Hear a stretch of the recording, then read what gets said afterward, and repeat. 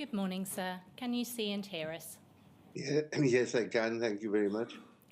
Sir, before we turn to Ms. Winter's evidence, could I deal, please, with the witness statement of James Mclaughlan, who is a principal public prosecutor in the High Court and International Section of the Public Prosecution Service in Northern Ireland.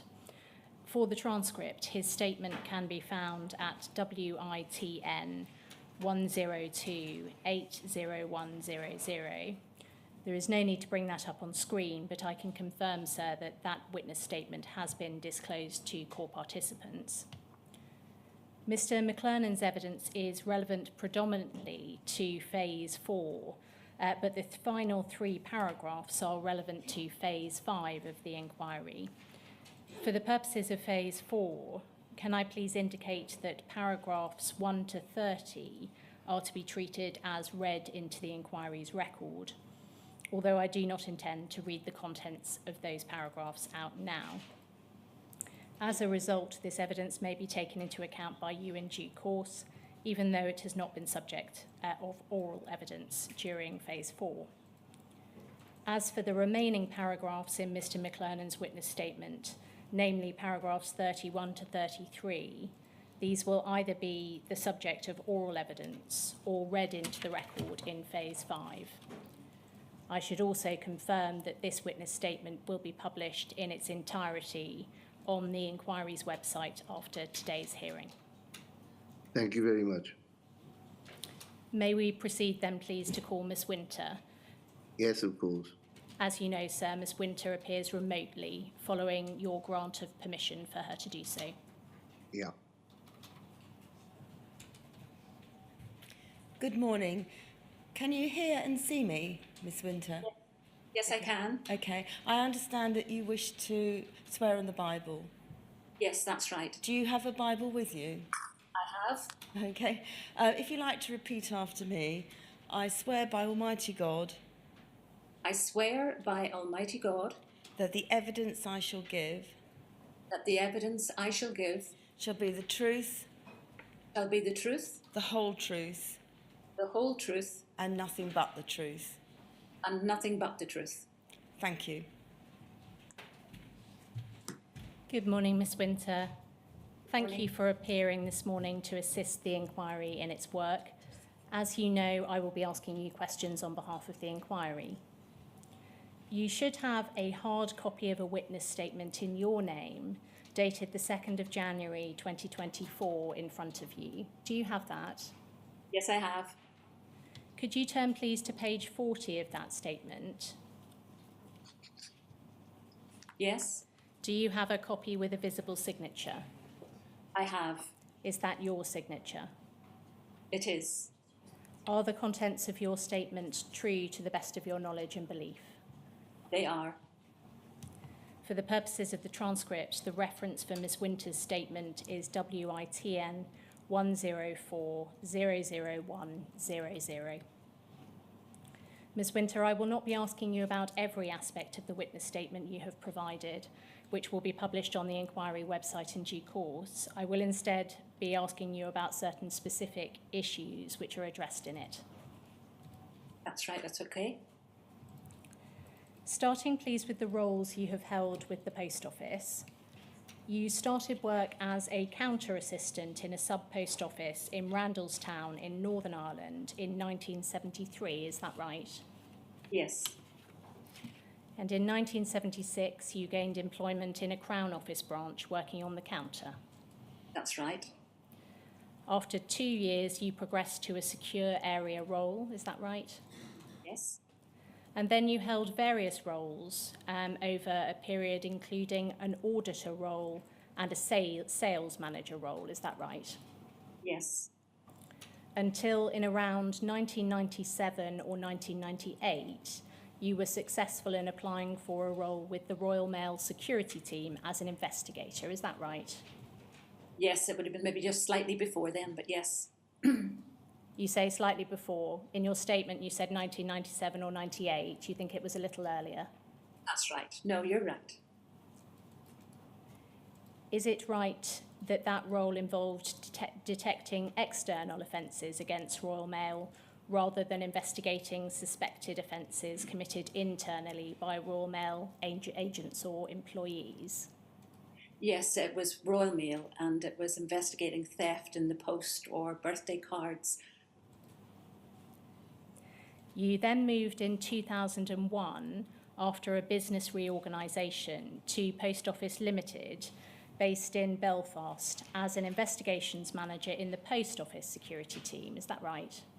Yes, And at that stage, is it right that your role was limited to investigations of internal suspected offences against the Post Office?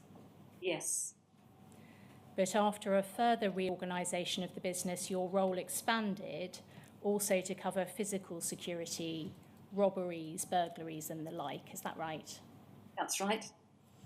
You do not provide a date for this change to your role in the statement. We have heard from another witness that the expansion of the investigator role to include physical security occurred as a result of a reorganisation which took place in around 2011. Does that sound about right to you or not? That would have been about right, yes. Is it right that you remained in the investigation team until you left the Post Office in December 2014, having taken voluntary redundancy? Yes, Were you based in Northern Ireland for the whole of your career with the Post Office? I was.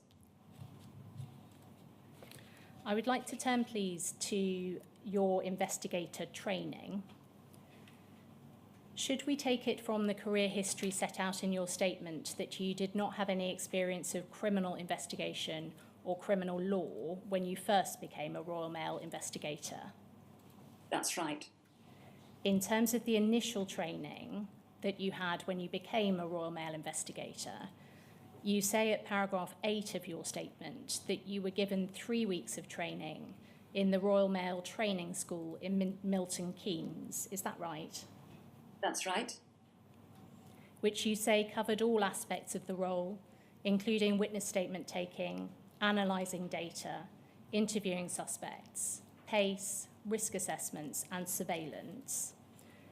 When you refer to analysing data, what kind of data do you mean? And bearing in mind this is the initial training in 97 or 98. With Royal Mail investigation, you would be analysing data of lost mail, customers that have reported losing mail during the course of its in the Royal Mail Centre. You would be looking at access records, who has access to mail, absence records, and you would be following from the time that the letter or the item was posted till it disappeared. You also received training when you moved to become an investigator with the Post Office in 2001, didn't you? Yes, And you say at paragraph 9 of your statement that training was at the Training College in Milton Keynes and also lasted 3 weeks. yes, In addition to the topics you identified from your Royal Mail training, you say in your statement that the training in 2001 covered working on the Horizon system. yes. Can you help with what the training on working on the Horizon system consisted of, please? I remember getting Horizon training whenever we were on the training course, and also whenever I came back to Belfast. I sat in, my office was beside the training school, and I arranged for me to sit in whenever sub-postmasters were being trained, for me to sit in with the school and be trained as well. So your training was on using the Horizon system, is that right? Yes, As opposed to analysing any data from that system. that's right.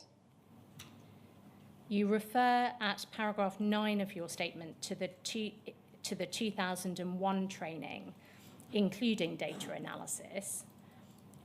What sort of data were you trained to analyse on that initial 3-week training? On the initial 3-week training, that was really actually maybe using the system. I did more analytic work whenever I came back to Belfast and in the training school. And that's whenever I did some more of analysis, because I was with the trainers and they would answer my queries or explain to me how to read the data that you're getting from the system. What were you taught to look for in the data? In the data, you would look for whenever cash declarations are made. You would look for user IDs. You would look for the transactions that the customers have said had taken place. And you would be taught on the different codes within the Horizon system. What was the purpose of the data analysis you were being taught about? Really, it was to learn how the system worked. And for instance, how one transaction can be different and shown differently on the computer system as another transaction. You could see how branch trading statements were done at the end of the accounting week. Were you taught how to look in Horizon data for errors made by the system? No. Were you trained on the audit data which was available on request from Fujitsu over and above the data which was available to be printed from a counter in branch? You could read it to a certain extent. Did you mean the ARQ, the data? Yes. I'm asking, though, in terms of your training, whether you were trained on that audit data, ARQ request data from Fujitsu. Not on that training. Were you trained later on that? Later, as you worked within the office and worked with Horizon, you became aware of some data that would be on it, but in no way would I be an expert on it. Were you given any guidance at your initial training in 2001 on the circumstances in which audit data should be requested from Fujitsu? In that initial training, no. You were not told how to get any information from Fujitsu, because you were told that the system was 100% reliable. And who told you that the system was 100% reliable? Whenever you were at the training college.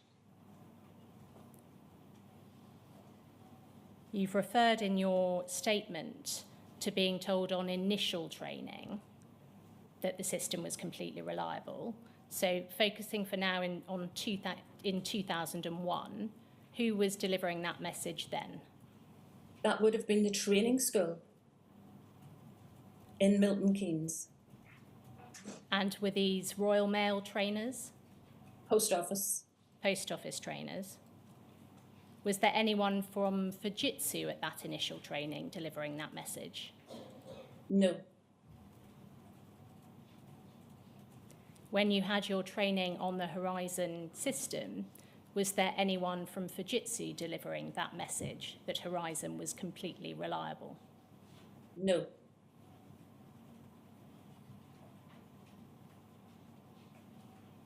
Another topic you list as having been covered in 2001 was full disclosure.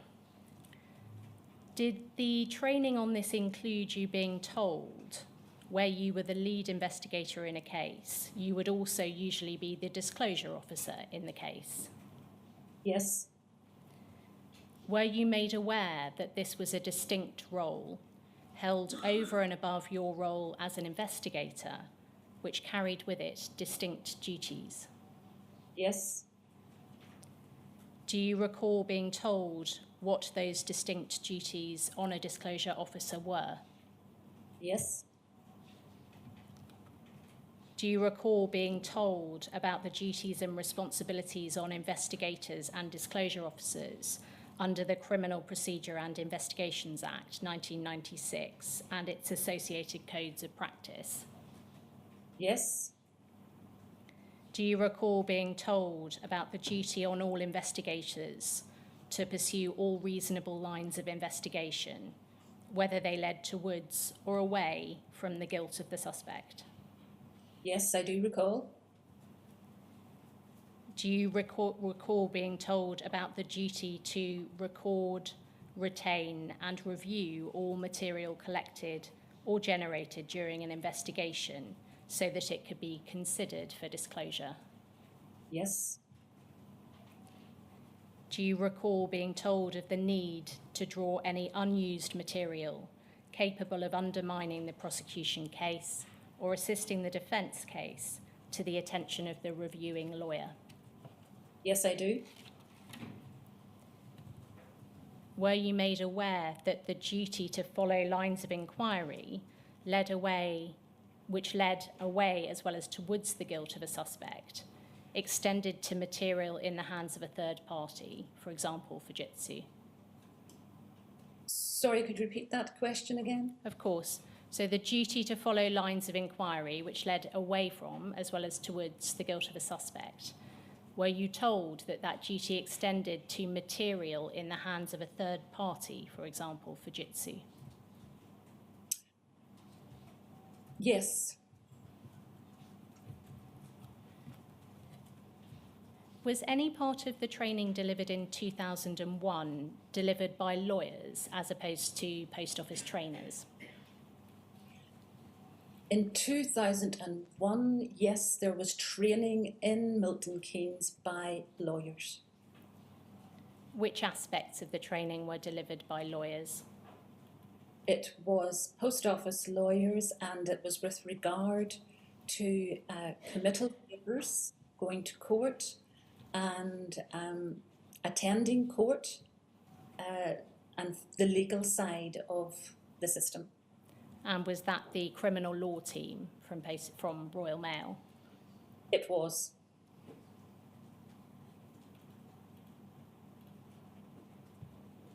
You travelled to Milton Keynes for your Royal Mail and Post Office investigator training. Did this training cover the criminal law or procedure in Northern Ireland at all? I would have to say not really. Is it right that you attended search training both when you became an investigator with Royal Mail and when you became a Post Office investigator in 2001? Yes, I did. And that was provided by Thames Valley Police on both occasions? Yes, it was. What were you told on that training about the basis for the Post Office conducting searches as part of their investigations? For conducting a search, you needed to have sufficient people doing the search. You had a note taker, you had the person, it was maybe two people doing the search.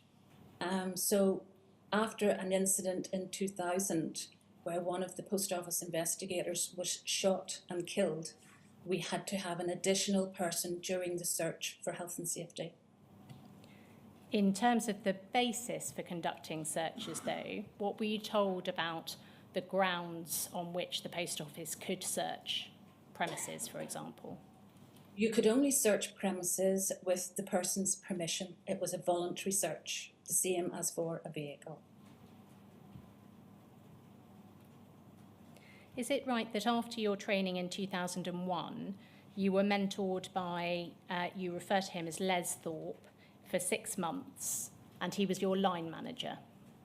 Yes, that's right. Did he give you any guidance on lines of inquiry or disclosure while he was mentoring you? Yes, he did. And what did he tell you? He had been an investigator, I think, for some time, and Les would have mentored me to ensure that you completed the relevant documents, that you were putting forward all evidence that you had, and that the different inquiries that you possibly had to make sure you had done the job as best you could. At paragraph 27 of your statement, you refer to there being subsequent workshops and refresher training after your initial training. when there were significant changes to legislation or working arrangements within the casework team, how often did workshops or refresher training take place? Can you recall? I don't recall a lot of workshops, refresher training. You're maybe talking maybe once every 6 months, or I don't recall a lot of it. It would be if there was some changes perhaps within the policies. Do you recall who provided this training? The training was usually done by possibly senior managers whenever you went to a workshop. Can you recall an example of a significant change to legislation that prompted a workshop or refresher training?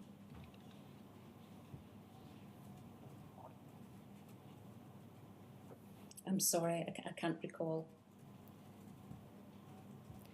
Was there any Northern Irish specific training given to you as an investigator by the Post Office? No. Turning please to policy and guidance, how would you access Northern Irish legislation or codes of practice if you needed to refer to them? I would have liaised with the police. Could we have paragraph 15 of Ms. Winter's statement on screen, please? It is page 11 of WITN 104-00100.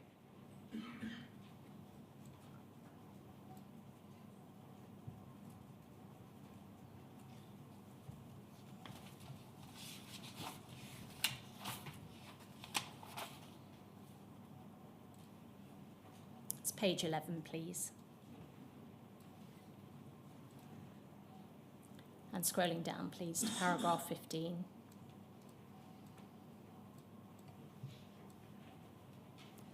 You say here, any legislation, policies or guidance governing the conduct of investigations conducted by the security team during my period of working within that team, if relevant, would have been communicated usually by policy and standards or the casework team. From my recollection, a different caution was issued in Northern Ireland and the police and criminal codes of practice in Northern Ireland were followed rather than their England and Wales equivalent. The correct routines for Northern Ireland were applied. Different Northern Ireland specific forms would also be used when conducting a formal interview. Was this communication of legislation, policy or guidance communication of new or amended legislation, policy or guidance? This was our guidance for Northern Ireland. Whenever I went to the training college, they would have been training everyone on England and Wales. And then usually as an afterthought, they would have said, oh, by the way, it's a different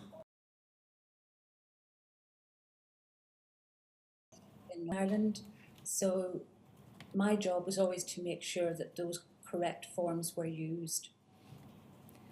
What was the method of communication by policy and standards or the casework team? With the policy and standards, they would have issued new policies, and again, it most likely would have had on above it, this applies to England and Wales. And then usually at the bottom paragraph, it would maybe say, for Scottish law, there would be one line, and for Northern Ireland law, another line. So sometimes, usually you had to go and look in policy and standards where you could get it on the computer, policy and standards. But I usually always checked again with the police. In a more practical sense, how were these documents sent to you? Or were they simply on the system? They would be sent to you as the policies changed, and maybe would be discussed depending on what policy was whenever you were having a team meeting. But then you were told they would be on the computer where you could go into the programme and look at the new policies. Was that something that all investigators had access to? Yes.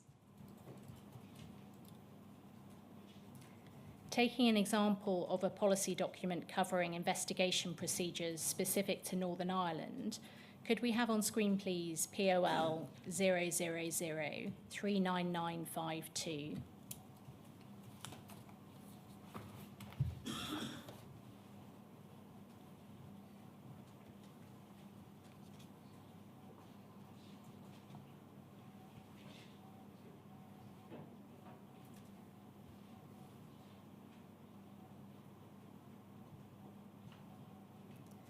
This document is dated November 2002 and appears to be an appendix to an investigation policy applicable to investigations in Northern Ireland. The title is Notes of Interview, Northern Ireland. Did you recognise this document when it was sent to you by the inquiry? I do recognise that document. Is that the sort of document which would be sent to you by Policy and Standards or casework? Yes. Could we have on screen, please, paragraph 28 of Ms. Winter's statement? It is page 17 of that statement.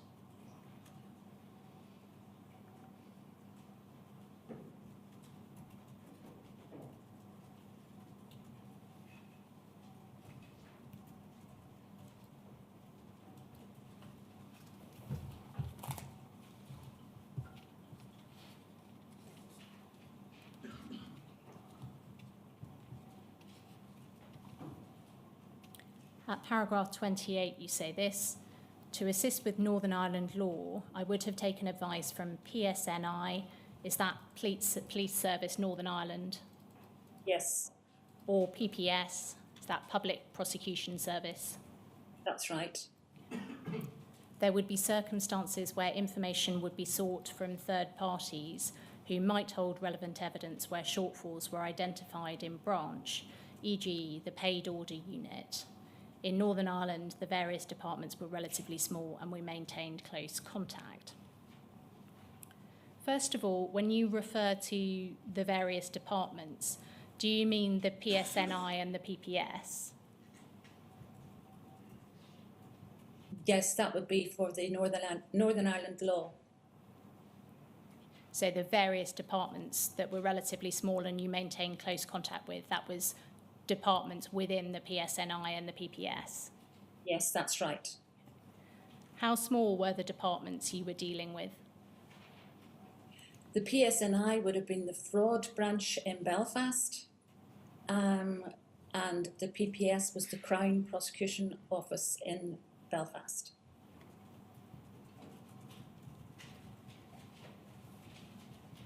In terms of the size of your own team, you say at paragraph 9 of your statement that although you had the grade of a manager, you did not have anyone working to you, so you were effectively a one-person department. Was it the case that throughout the time you were a post office investigator in Northern Ireland, you were a one-person department, or did that change? No, it was always a one-person department. You didn't have staff. It was just a title.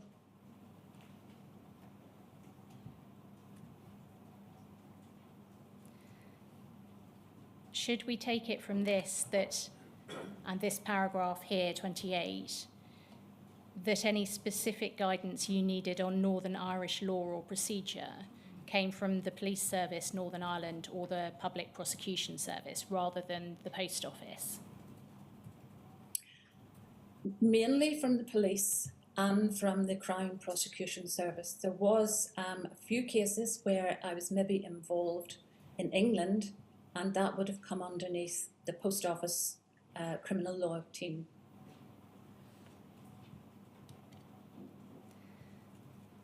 The reference here to third parties who might hold relevant evidence, you give an example of the paid order unit. What was that?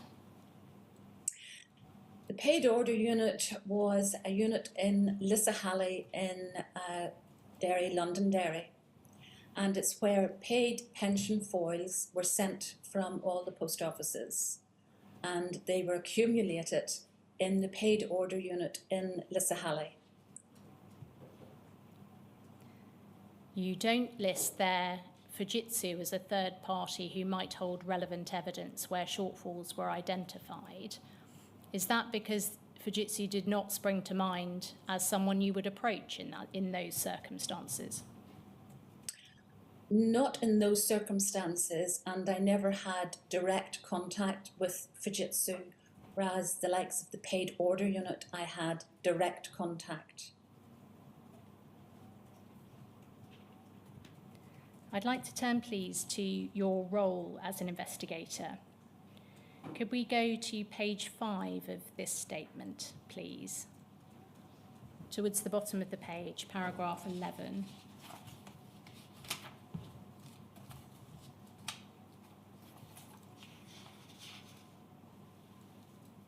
And about 3 lines down, you say, as an investigator, my role was to interview post office employees and agents who were suspected of or had admitted to committing a criminal offence and to ascertain the facts in the inquiry. You deal with an investigator's involvement when a branch was being audited at paragraph 20 of your statement. That's page 13, please.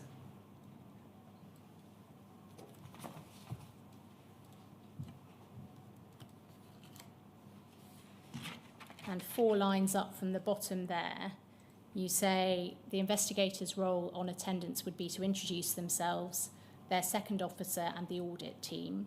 They would explain why they were visiting the office, issue a caution, advise the person of their legal rights and post office friend rule, make a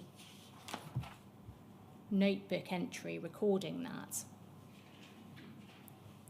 The investigator would remain on site and await the final outcome of the audit and report to the contracts manager and to the line manager. If there was no reasonable explanation for a loss identified, the investigator would remind the person they were still under caution and invite them for a formal interview.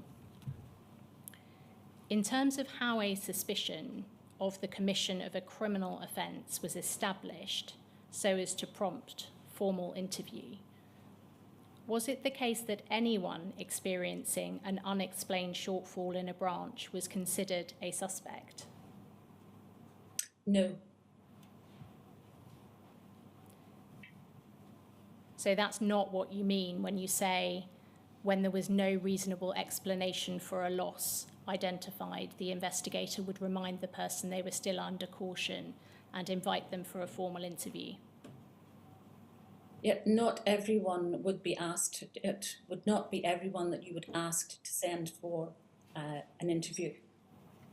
But It if would depend on the outcome of the audit. But if there was an apparent shortfall and it was unexplained in the sense that no reasonable explanation had been given, it seems to be your evidence here that that prompts suspicion, that prompts a formal interview. Is that right? That would prompt, and the interview is voluntary.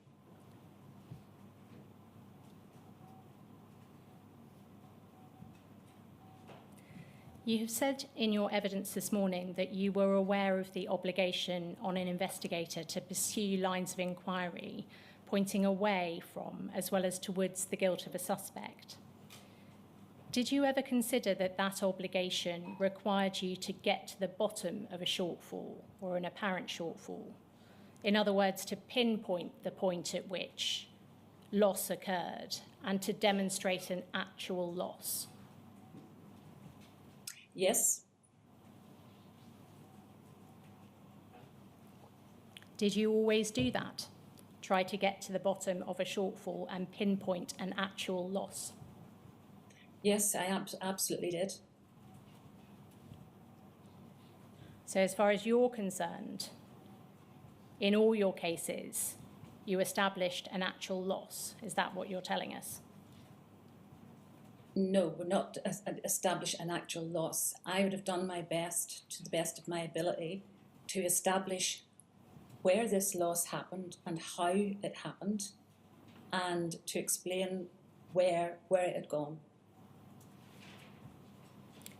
Could we have on screen, please, POL 001 05025?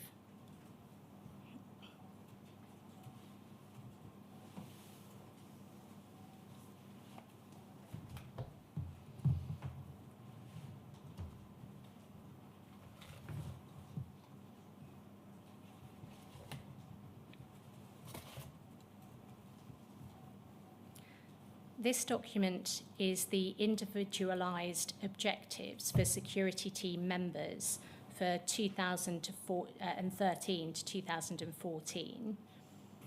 The objectives for you are set out at pages 136 to 139. Could we have page 136 on screen first, please?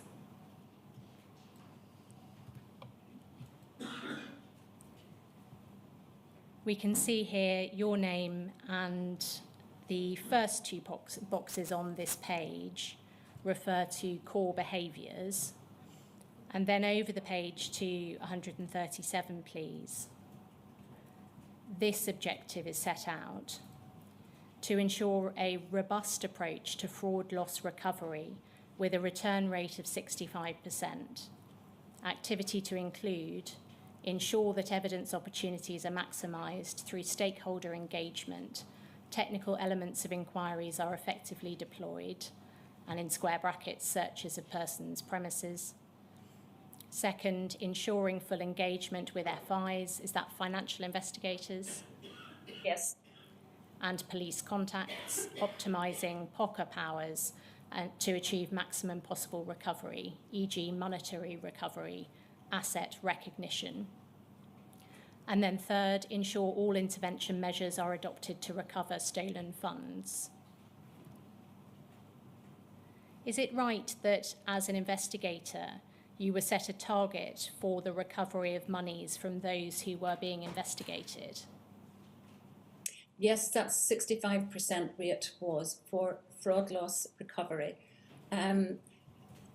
The senior team in the security were always trying to get as much money back as they possibly could. 65% was for fraud loss. Whenever, just to explain, whenever an investigation starts, it's two-pronged. You have the criminal investigation, which I would have investigated in Northern Ireland, and then you would have had the contracts team. Now, with the criminal investigation, I would have performed my duties to look into all the loss, conduct the inquiry, and you are always asking, we were told every time you interview someone, you had to ask them, could they repay the money? If at that stage the criminal investigation is not going any further, that is closed down. But the contracts team, they remain continuing, and they will ask for the money back.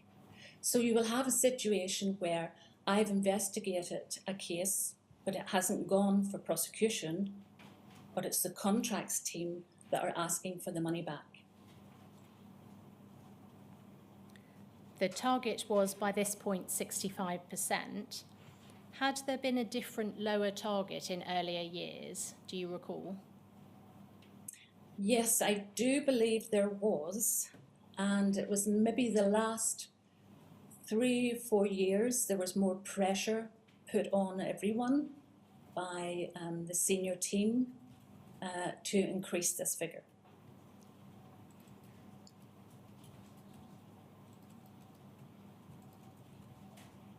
Do you recall the reason for the increase?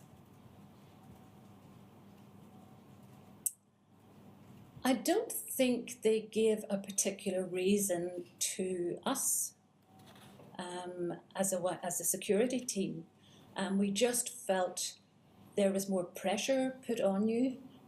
You have to understand also that all of these objectives, that 65% was just a small part of what you had to achieve.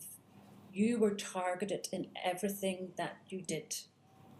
You were marked on everything that you did. And you were spoken with at the end of every month if you were not meeting the standards that they required.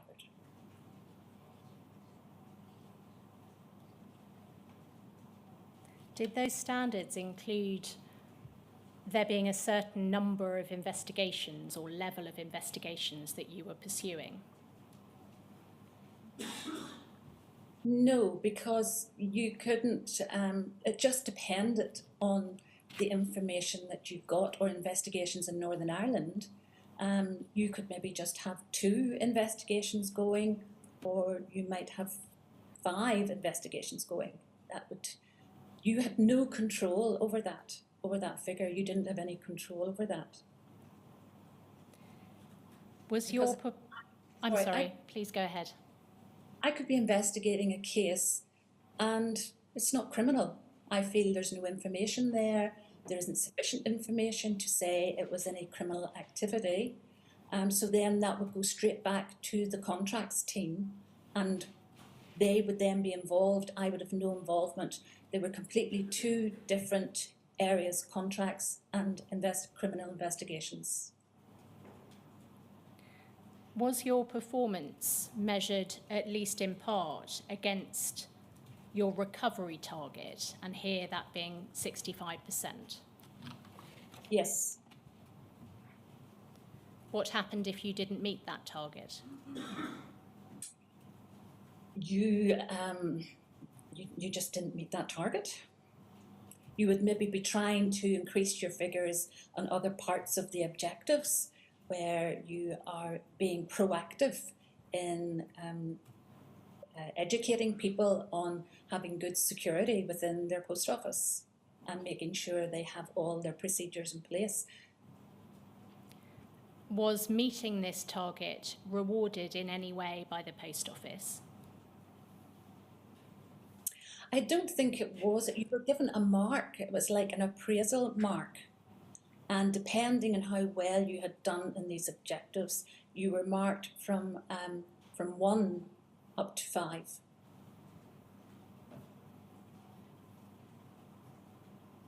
Was this a target which was set for all post office investigators? Yes, I believe it was. I would not have seen those objectives that you're showing on the screen were my own personal objectives. And once you were given them, then they would most likely put on the computer as you've done here today, and we could see then everybody else's. But I mean, I didn't go looking to see, oh, what is everybody else doing? I was just concerned with what I had been targeted to. Do you think that this target ever influenced the conduct of investigations you were charged with? No. Looking please to the first bullet point in that box. What did it mean in practice to maximise evidence opportunities? You ensured that any evidence that you had that was available, that you had been sure to go down that road of every inquiry to make sure all the stakeholders, you'd spoken to the stakeholders, you knew what was involved, and that you hadn't left really any stone unturned.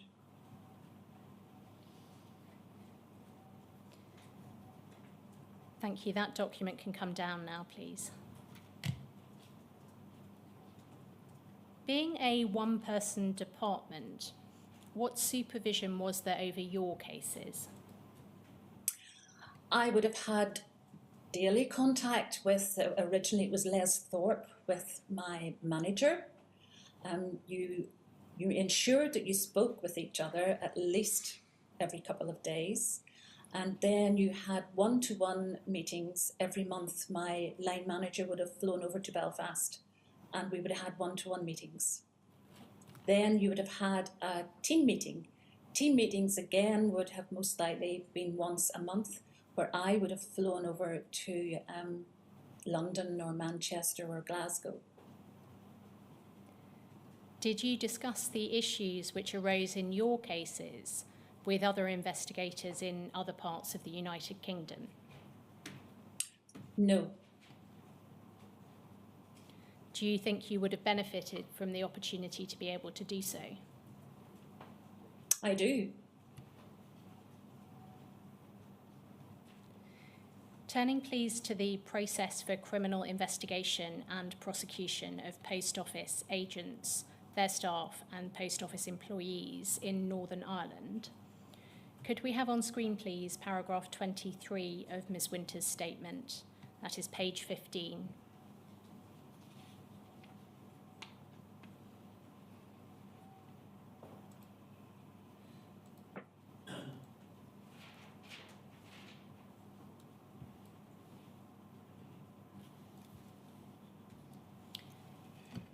You say here at paragraph 23, following an investigation in Northern Ireland, a suspect offender file would be prepared and forwarded to Head of Security for any recommendations.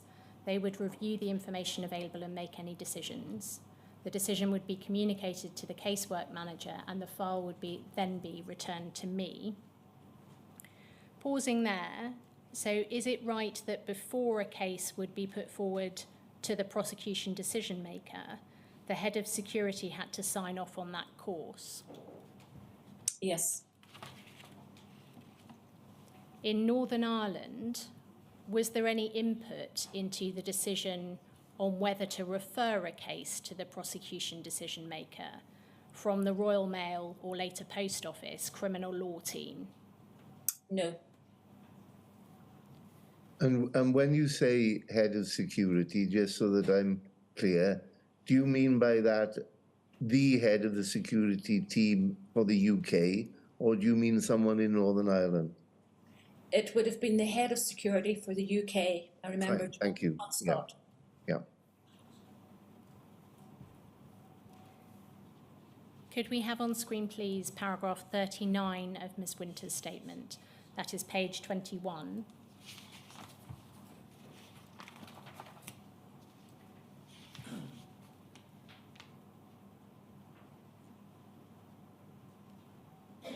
At paragraph 39, you say this: when I joined the Post Office security team, there was no internal prosecution process in place, as Northern Ireland has its own courts and system. As I had worked in Royal Mail security previously and cases were handed to the police, a similar process was put in place for Post Office investigations. I worked with Post Office security team, Post Office legal team, PSNI, that's Police Service Northern Ireland, and the Public Prosecution Office to develop and agree a memorandum of understanding on how to progress suspect offender files through the courts. The work you refer to here to put in place a memorandum of understanding, was that done in 2001 when you first joined the Post Office security team? Yes. You refer here to the Public Prosecution Office. It is the inquiry's understanding that in 2001, criminal cases were prosecuted by the Department of the Director of Public Prosecutions, the Public Prosecution Service having been established later in around 2005. Does that accord with your understanding? Yes, that would be right. So is your reference here to the Public Prosecutions Office a reference to the Department of the Director of Public Prosecutions in 2001? Yes. Can you help with how cases which were investigated by the Post Office in Northern Ireland were progressed to the DPP before you helped to put in place the process you have outlined here? There was no process in place whenever I took the post of an investigator in Northern Ireland for prosecutions. Who from the Post Office legal team did you work with on the development of a memorandum of understanding? I didn't work with anyone of the Post Office legal team. Well, you say here, I worked with the Post Office security team, Post Office legal team, PSNI and the Public Prosecution Office to develop and agree a memorandum of understanding. So I'm asking who from the Post Office legal team you worked with to do that. I wouldn't have actually worked with them. They would have been involved. Whenever I say worked with, they would have been involved in my taking part in agreeing the memorandum of understanding, really just to let them know what was happening. They would not have given advice because it was for Northern Ireland law, but it was to keep them posted, and they were involved in what I was doing because I just couldn't go and do whatever I wanted. I need to let them know I was involved in this process. I see. The inquiry has been unable to locate a copy of any written memorandum of understanding dating to the time you joined the Post Office security team. Can you help with whether this memorandum of understanding was formally committed to a written agreement, or whether it was instead agreed more informally? It had to be a written agreement because it was stated down how the file would be progressed. And before that written agreement was made, there was meetings with the police, with the Director of Public Prosecutions, and with a senior manager from the Post Office and myself. And then the Memorandum of Understanding was signed off by the Chief Superintendent, and a copy was kept in Belfast of that memorandum. In terms of what was agreed and the process which was put in place, you deal with this at paragraph 41, which is on towards the bottom of this page of the statement. But you have also provided a slightly more detailed account at paragraph 23 of the statement, and I'd like to look at that, please. Could we have page 15?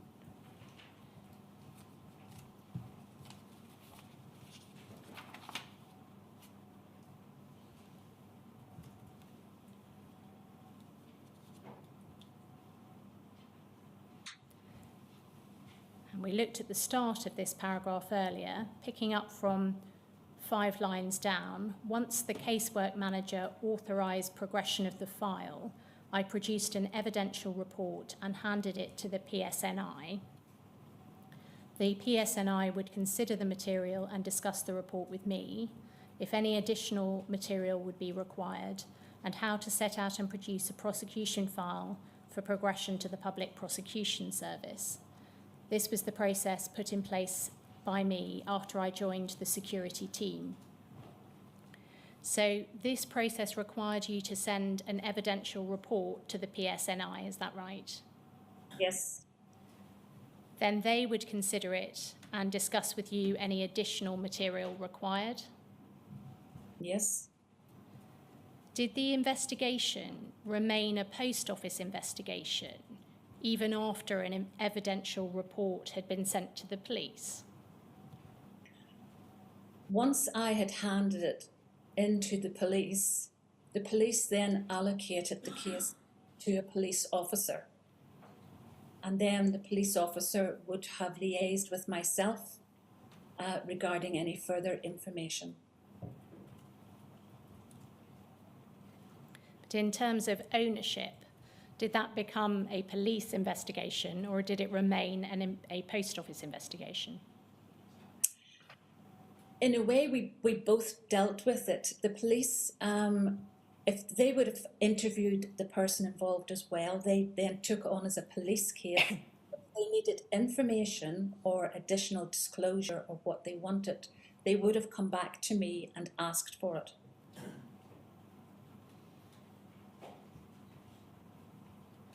Was this therefore the police advising the post office on what steps they needed to take for the case to be ready for presentation to the prosecution decision maker? Yes, the police looked through the file, and if they felt there was more information needed, or they guided me on how I should word certain documents and how I should present the file so as it was easily read by the Public Prosecution Service.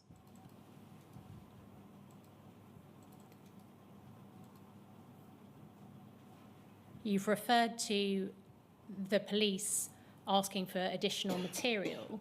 Did the PSNI ever recommend that you follow further lines of inquiry? Yes, they did. Can you recall what type of further inquiries the PSNI recommended you make? With regard to, for instance, we mentioned the paid order unit in Lissahalli. They advised me with cases involving the people, you need statements from every person for continuity of evidence. You need to go to the beginning of the evidence and follow it through with your statements. So sometimes there was quite a lot of statements you needed to take from the paid order unit. With regard to Fujitsu, they always asked for a statement from Fujitsu to say that the horizon was completely reliable, as what we had always been told.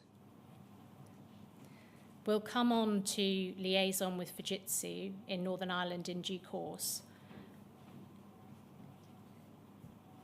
But in the case of a horizon system, in a case where the horizon system was showing a shortfall in a branch, do you recall the PSNI ever saying that further evidence or inquiries needed to be made to evidence an actual loss suffered by the post office?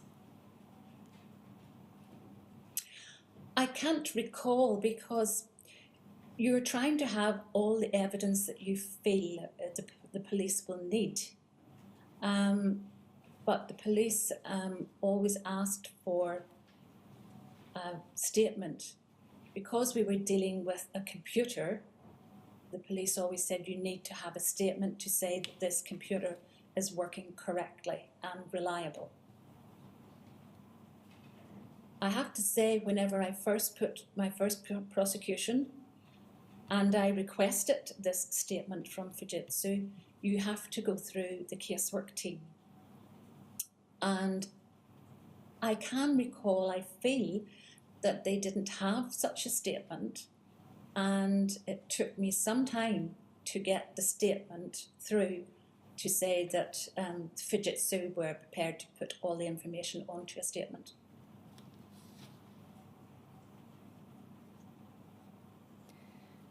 Should we take the reference here to the Public Prosecution Service to be a reference to the DPP for the period pre the establishment of the PPS? Yes. Who would produce the report for the DPP and later the PPS? You or the PSNI?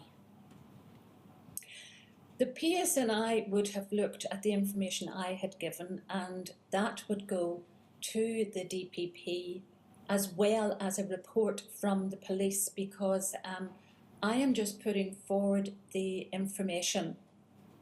The police then look at that information and then they put it forward to the Public Prosecution Service, and it is the Public Prosecution Service or the DPP that authorised any prosecutions. You say in the next line in this paragraph, after where we left off, after security team, that this process developed and changed over the years.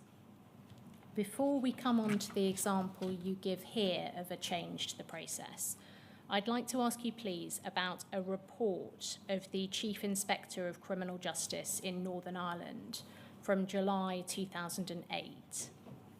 Could we have this up on screen, please? The reference is POL 001 21607.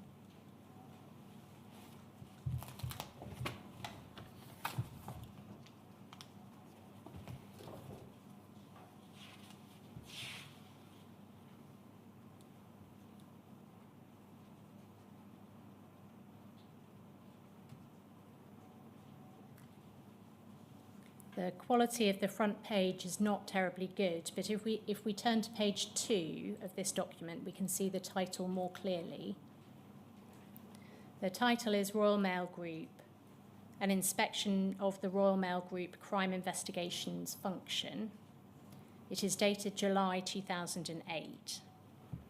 Turning over the page, please.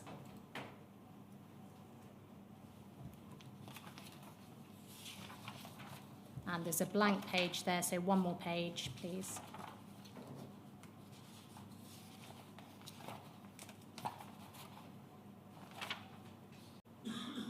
We have here the Chief Inspector's foreword, and scrolling down, please.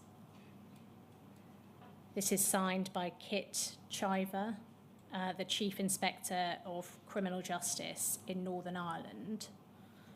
There is a logo towards the bottom of the page, Criminal Justice Inspection Northern Ireland, a better justice system for all. Can you help with what body this logo is referring to? No. Does it follow that you can't assist with what its function was? Well, the criminal justice system was an independent inspectorate in Northern Ireland of the justice system, and to ensure that all standards are 100%. And how does the Chief Inspector who wrote the foreword fit in with that? Well, in Northern Ireland, anything involved with the criminal system, they're always audited. And I think it was our time in Royal Mail, and it was Royal Mail in Belfast. I remember the inspection, and it was Royal Mail investigators and Post Office Limited investigators. And we had to produce all our case files and any information that the auditor wished to see to ensure that we were meeting all the criteria that is needed to involve criminal cases. Could we look, please, to page 15 of this document?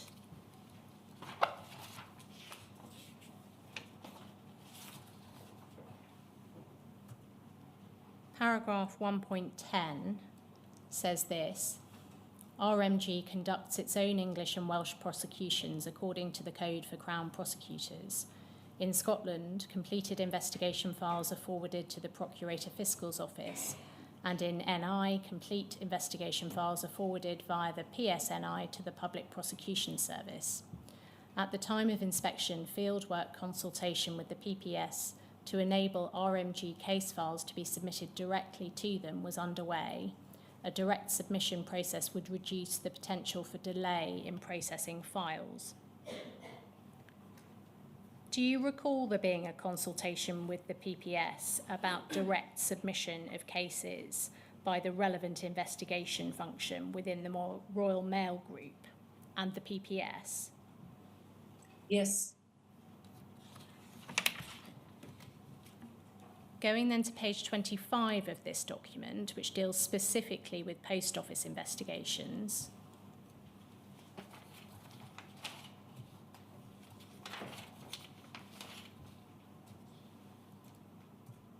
Paragraph 4.6, please.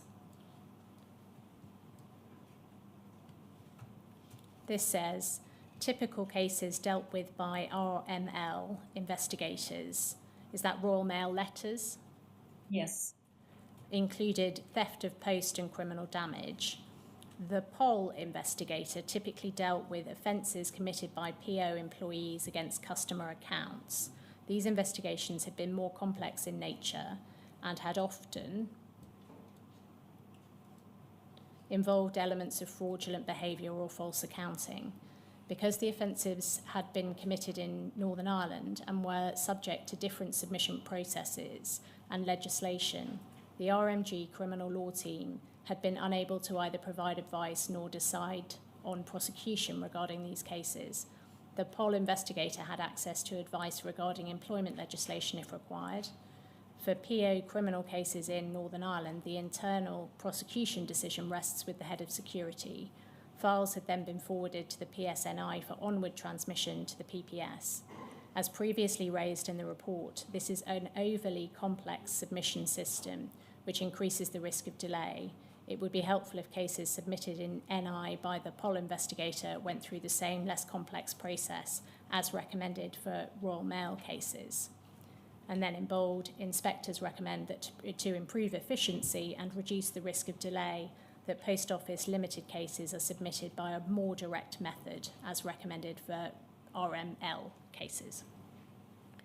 So we can see a recommendation was being made specifically for Post Office investigations that cases should be submitted more directly to the PPS. Was this recommendation implemented following this report in July 2008? Yes, it was. So this is a change to the process you set out in your statement. Can you recall when it changed and how? I think it took some time to bring in the changes, and we then got a local solicitor in Belfast who then took my cases instead of them going directly to the police. My cases were then given to this solicitor in Belfast who then directed me in what, if we needed any extra evidence or if the file was correctly prepared, and then it went from the solicitor to the PPS or the DPP. Is that the example that you give in your witness statement of a change to the process? I think so.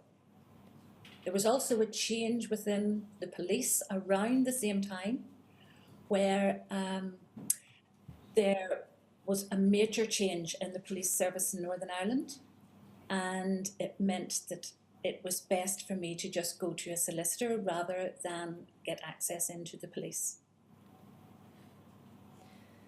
The next paragraph of the report, paragraph 4.7, says this: there was only one poll investigator for Northern Ireland, but at the time of field work, two other investigators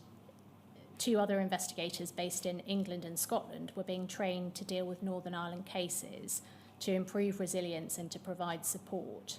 Inspectors found that there was capacity within the existing RM investigators in Northern Ireland to provide support and cover. There had been cases when the poll investigator had assisted with RML investigations, and this had been reciprocated informally. And then in bold, the recommendation to improve resilience and support, inspectors recommend that RMG Security formalises a flexible approach to investigations so that local investigative staff can be shared across its business areas in Northern Ireland in response to demand. Were you the one post office investigator being referred to here? Yes. How long had that been the case? How long had I been the one post office investigator? So you'd referred to yourself as being a one-person department before. We know you had input from your line manager, Mr. Thorpe, but is it right that you were not only a one-person department, but you were the only investigator in Northern Ireland for post office cases? Yes, I was the only person that investigated. There was another person who looked after the physical side, the physical security side, which would have been robberies, burglaries, and then whenever they left, there was literally just me, and I did all of the security work. And then a few years before I left, an additional person was brought in to deal with the physical side, but I was the main investigator. And at the point in time when Mr. Thorpe was your line manager, where was he based? I think Mr. Thorpe, well, he was based in England. I'm not sure of whereabouts, but it was in England. How many cases were you dealing with at any one time on average? It's difficult to say on average. It just depended how the work came in. Sometimes you may have had just 5 cases, another time you could have had 12 cases. It just depended on what was actually happening. Until the point where an additional person was provided, did you feel adequately supported in your role, being the only investigator? Yes, I did, because Northern Ireland, to help you understand, Northern Ireland was completely different to the way everything worked in England. In Northern Ireland, everybody that's involved that I would speak to requiring information regarding a criminal investigation, I worked with on a daily basis. I had face-to-face contact with them. So I felt I had all the information right beside me on hand without maybe having to go looking for any information. I worked in the same office as the audit team, the contracts manager, the retail line manager. I had contact with the cash remittance department. Royal Mail Letters was down the corridor. So it was a totally different setup as what was in England. Sir, I've reached the end of a topic. Would that be a convenient moment for the morning break? Certainly, yeah. So what time shall we resume? It's 22 now. If we could come back at 5:02, please, sir. Certainly, thank you.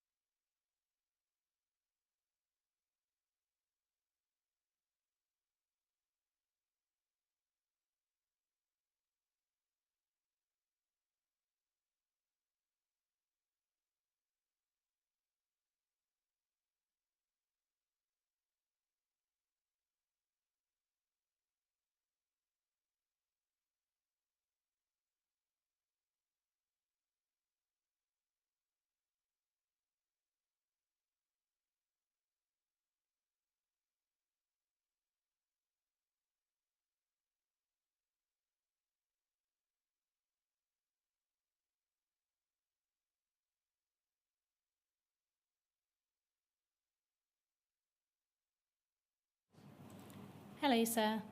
Can you see and hear us? Yes, thank you, yes. I'd like to move, please, Ms. Winter, to the circumstances in which audit data was requested from Fujitsu. Could we have on screen, please, paragraph 30, page 19?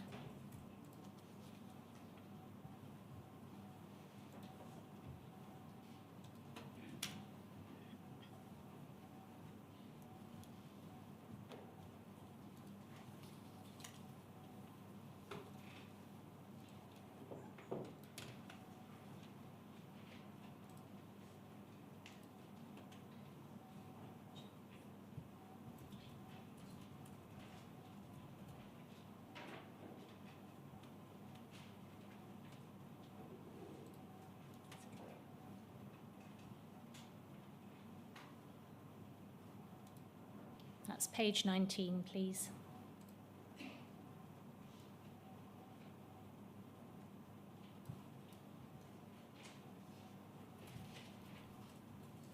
Do you say at paragraph 34, scrolling down a bit, please? When I held the position of investigator fraud manager within the security team, and any SPM's managers, assistants, Crown Office employees attributed any discrepancy to the Horizon system, I would have asked them to give details of the problems, and if the matter had been reported to the help desk or their area manager, the matter would be raised with my line manager and casework manager, and a decision would be made to request Horizon data to be reviewed for the period in question.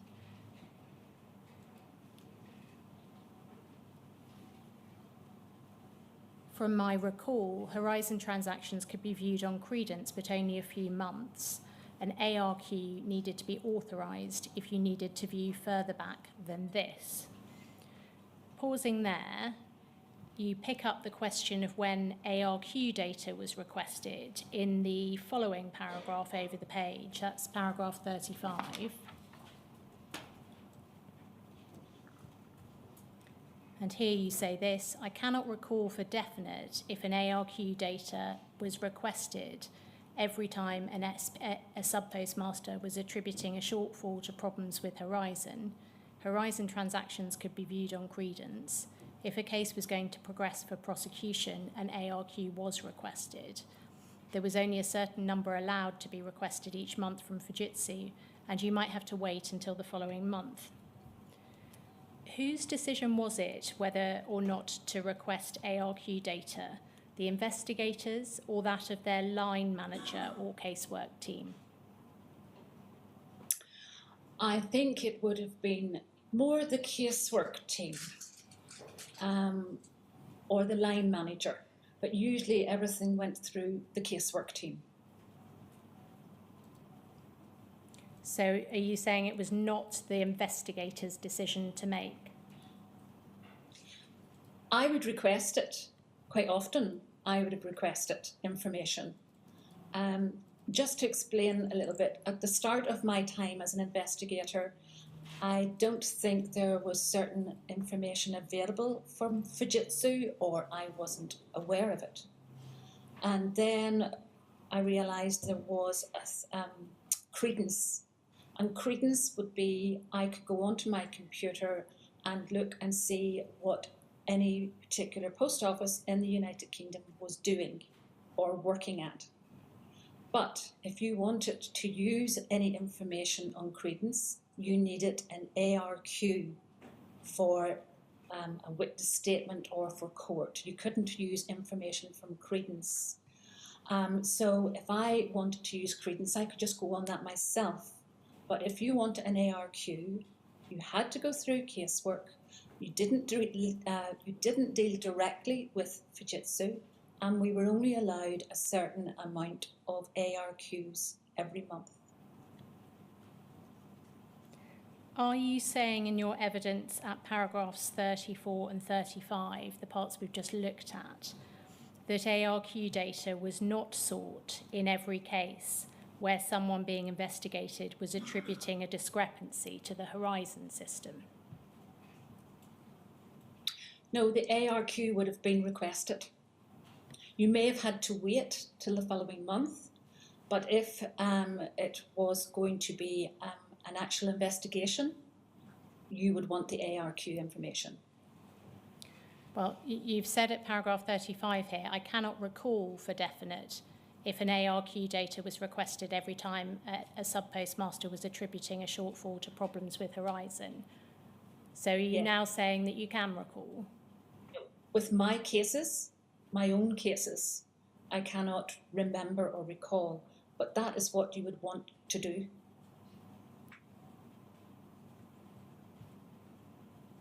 Because you'd want to obtain the best data you could get, wouldn't you, for each and every one of those cases, if someone was attributing a shortfall to problems with Horizon? Absolutely. You referred in your statement to there only being a certain number of allowed requests from Fujitsu per month, and you've just touched on that now. Did you mean by that there were only a certain number of allowed requests for which Post Office was not charged? I'm not sure. I don't know about the charges. We were just told you can have only a certain amount of requests in the month. If they had reached that peak, then you would have to wait possibly the next month. But quite often you are always pushing because it delayed your case. Were you ever told you couldn't have it, as opposed to needing to wait until the next month because of the cap or limit on the numbers of requests allowed? No, I was never told I couldn't have it. You may have had to wait, but again, I would have been pushing because I would have had perhaps the police pushing me or the public prosecution office pushing me. So you did your best, and quite often they were good and maybe exceeded and said, right, I'll get that for you. But on the odd occasion, you would have had to wait if you had reached that limit for the month. And are you referring now to what happened once a decision had been made that the case was going to progress for prosecution? You've just referred to requests from the police and the PPS. I would have requested ARQs even before it went to prosecution, but if it had now reached the police or the PPS and they had decided we need some more information, then I would have requested it then, and that's whenever you could have had a push. But if I was doing an investigation before it even got to the police, I want to satisfy myself exactly what had been happening on the system. I would request an ARQ before it even got to the police stage. Could we have on screen, please, paragraph 29 of this statement? It's page 17.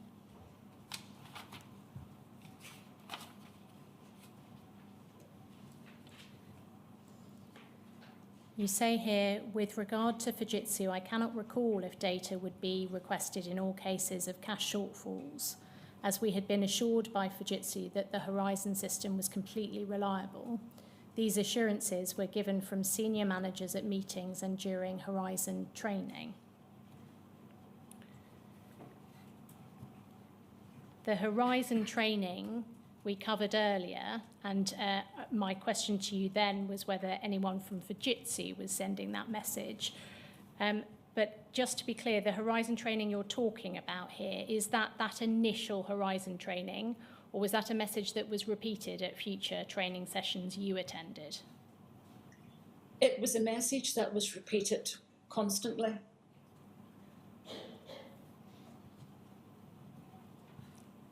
And how was that message repeated constantly? If you were over at conference, or perhaps where there was large team meetings, senior managers would have been saying about maybe something about Fujitsu and how the system would be reliable. Whenever you went with even the Horizon trainers, would have been told the system is 100% reliable. Which, Sorry, the post office emphasised, it's, as you start to talk about something, you start to recall, the post office always emphasised Fujitsu said that the system was reliable. which senior managers gave you assurances that the Horizon system was completely reliable?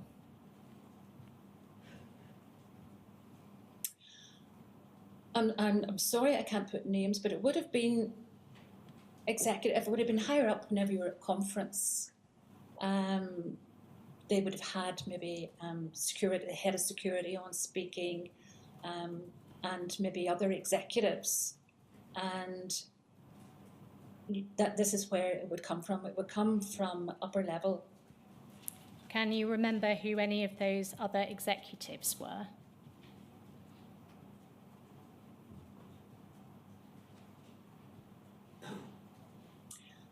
I would say I would only be guessing because my last security manager was John Scott and he was head of security.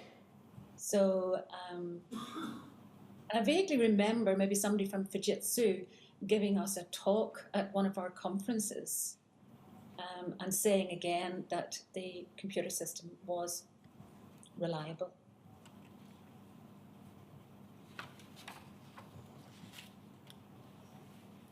Looking back at the wording of the first two sentences of paragraph 29 that we've just looked at, are you saying here that the assurances given to you about the complete reliability of the Horizon system had a direct impact on the decision-making on whether or not to obtain ARQ data in cash shortfall cases? Sorry, I'm going to ask you to repeat that again, please. So we can reread them. The first two sentences at 29, you say, with regard to Fujitsu, I cannot recall if data would be requested in all cases of cash shortfalls, as we had been assured by Fujitsu that the Horizon system was completely reliable. So just that first sentence there, you seem to be linking the request for data and the decision as to whether that would happen to the assurance given by Fujitsu that the Horizon system was completely reliable.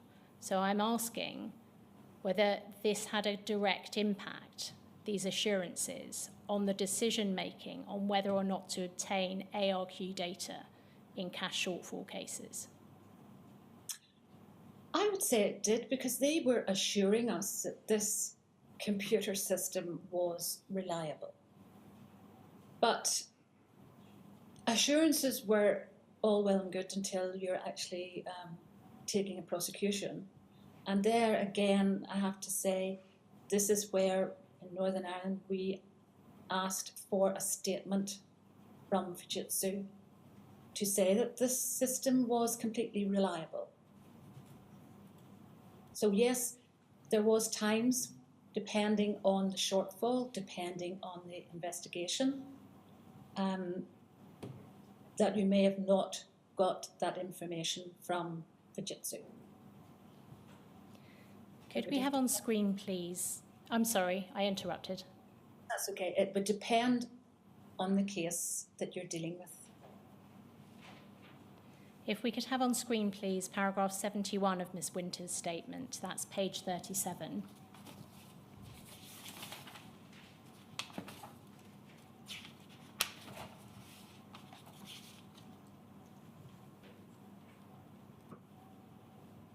In this paragraph, you address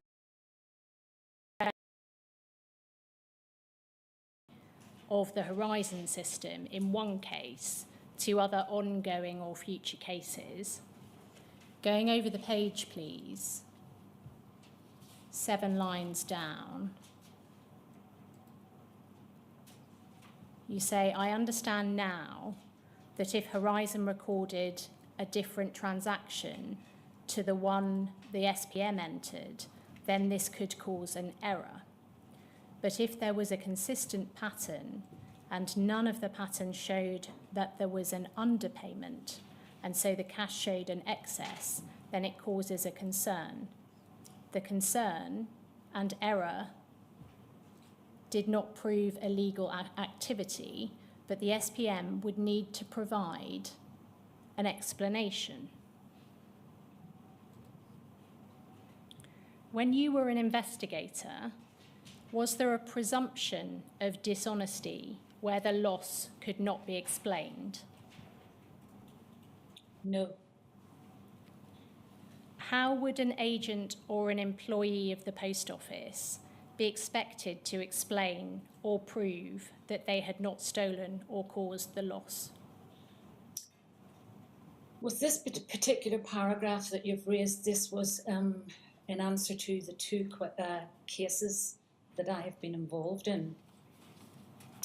Well, this is under a heading of general, in response to a question about the relevance of a challenge to the integrity of the Horizon system in one case to other ongoing or future cases.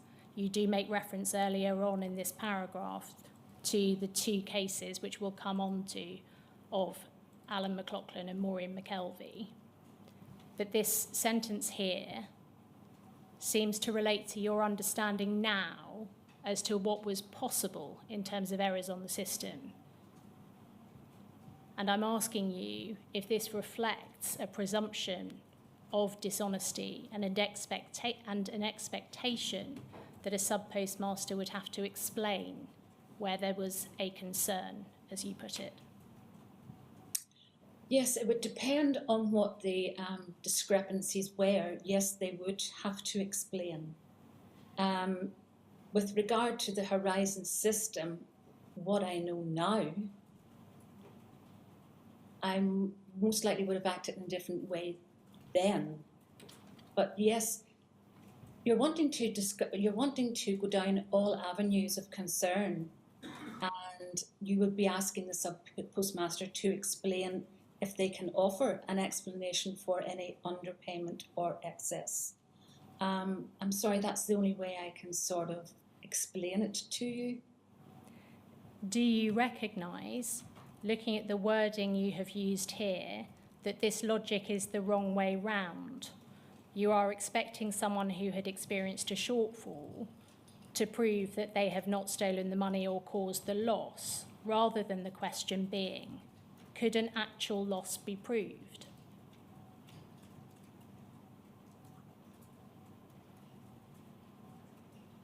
No, I don't see that. I'm sorry.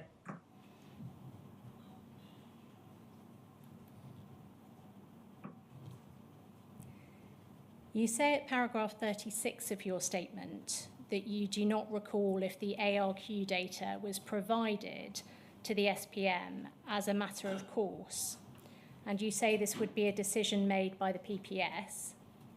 This would, of course, rely on that data having been provided to them, wouldn't it? Sorry, repeat the question, please.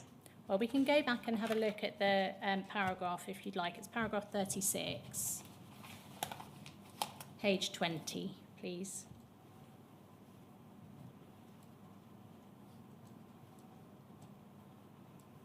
So you're dealing here with the situation where ARQ data has been obtained from Fujitsu. You say, I do not recall if the ARQ data was provided to the SPM as a matter of course. This would be a decision made by the PPS.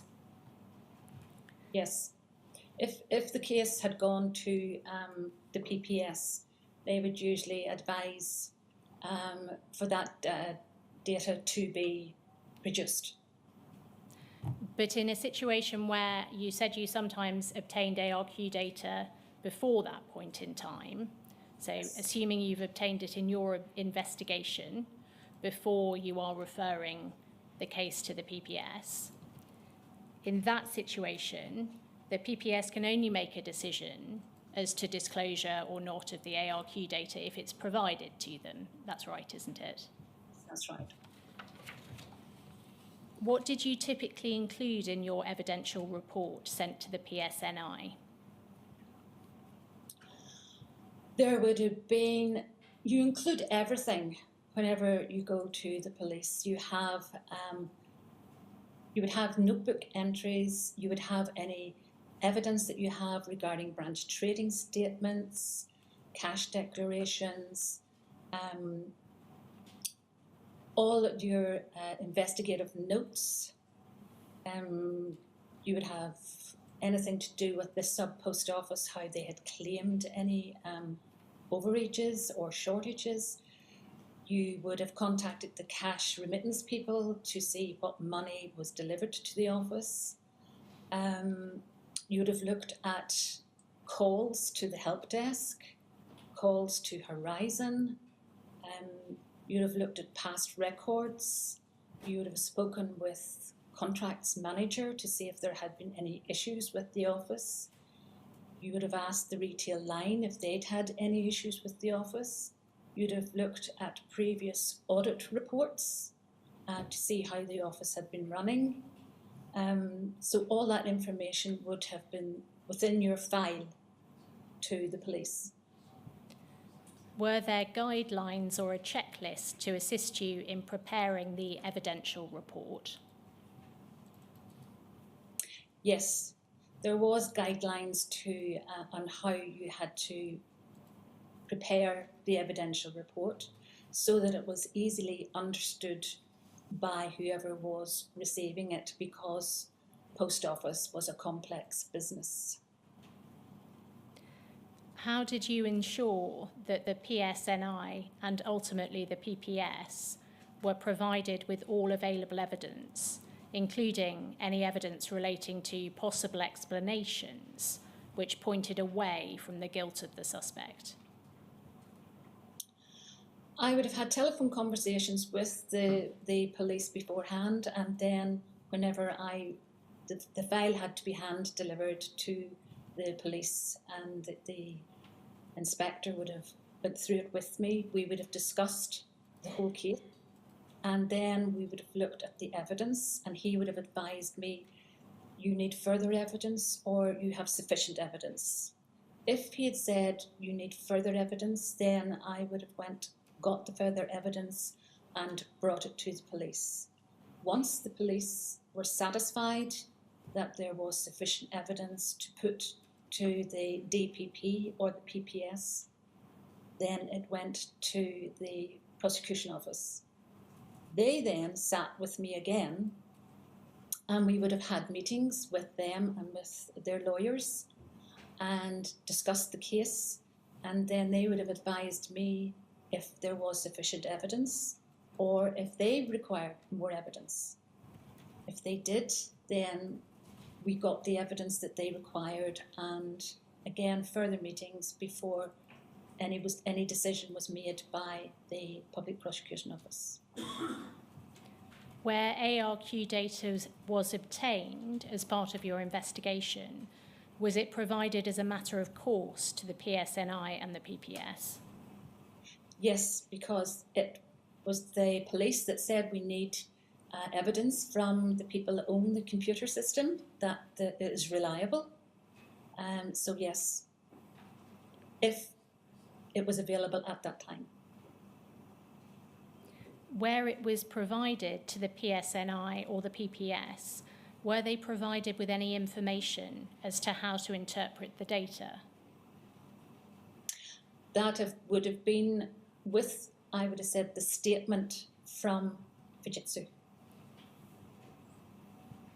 Could we have back on screen, please, paragraph 29 of Ms. Winter's statement? That's page 17.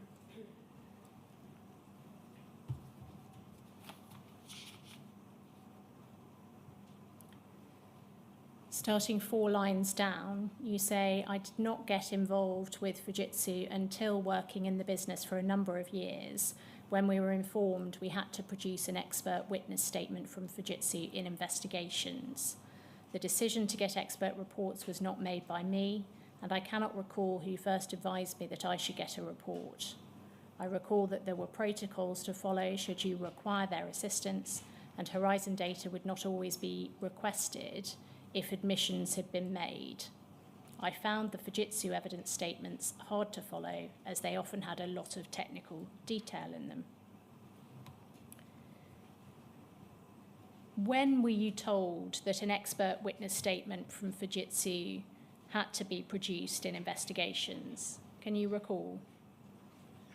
I think it was a number of years within, and it was whenever I was preparing a prosecution file, and it was the police and I had a discussion about the computer system, and it was the police that said we need to have a statement from Fujitsu. And was this in relation to all investigations where Horizon data was being relied upon? If Horizon data was being relied upon, yes. Did you understand what the purpose of such a report was? Yes. What was the purpose? Well, the purpose of this report from Fujitsu was for them to state that the Horizon computer system was reliable and was not at fault. You referred to protocols to follow should you require Fujitsu's assistance. Can you recall what those protocols were?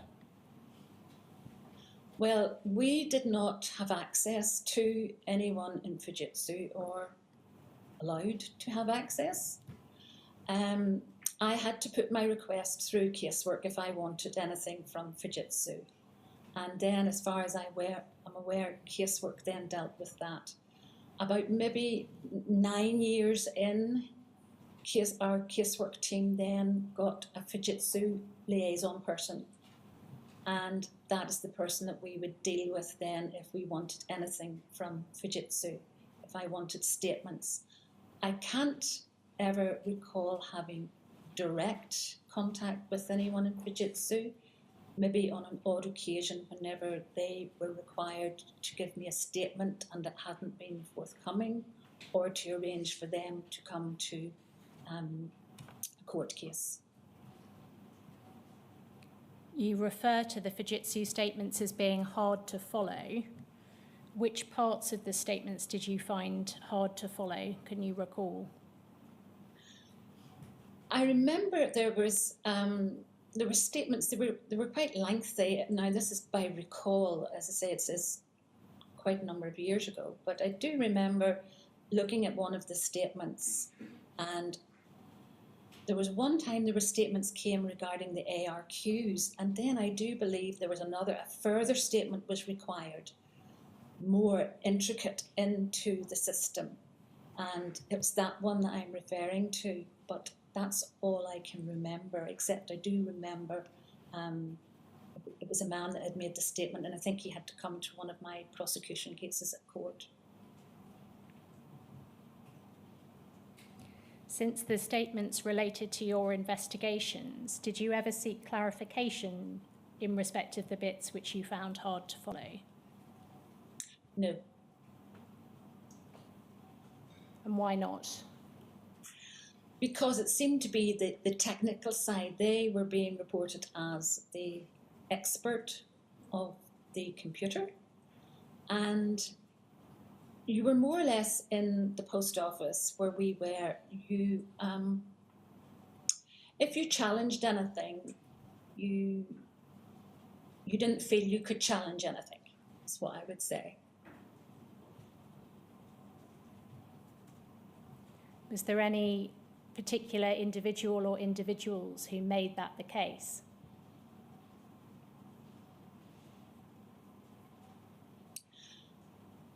No, I wouldn't say any particular individuals, but you just got the impression that if you started to challenge too much, it didn't go well.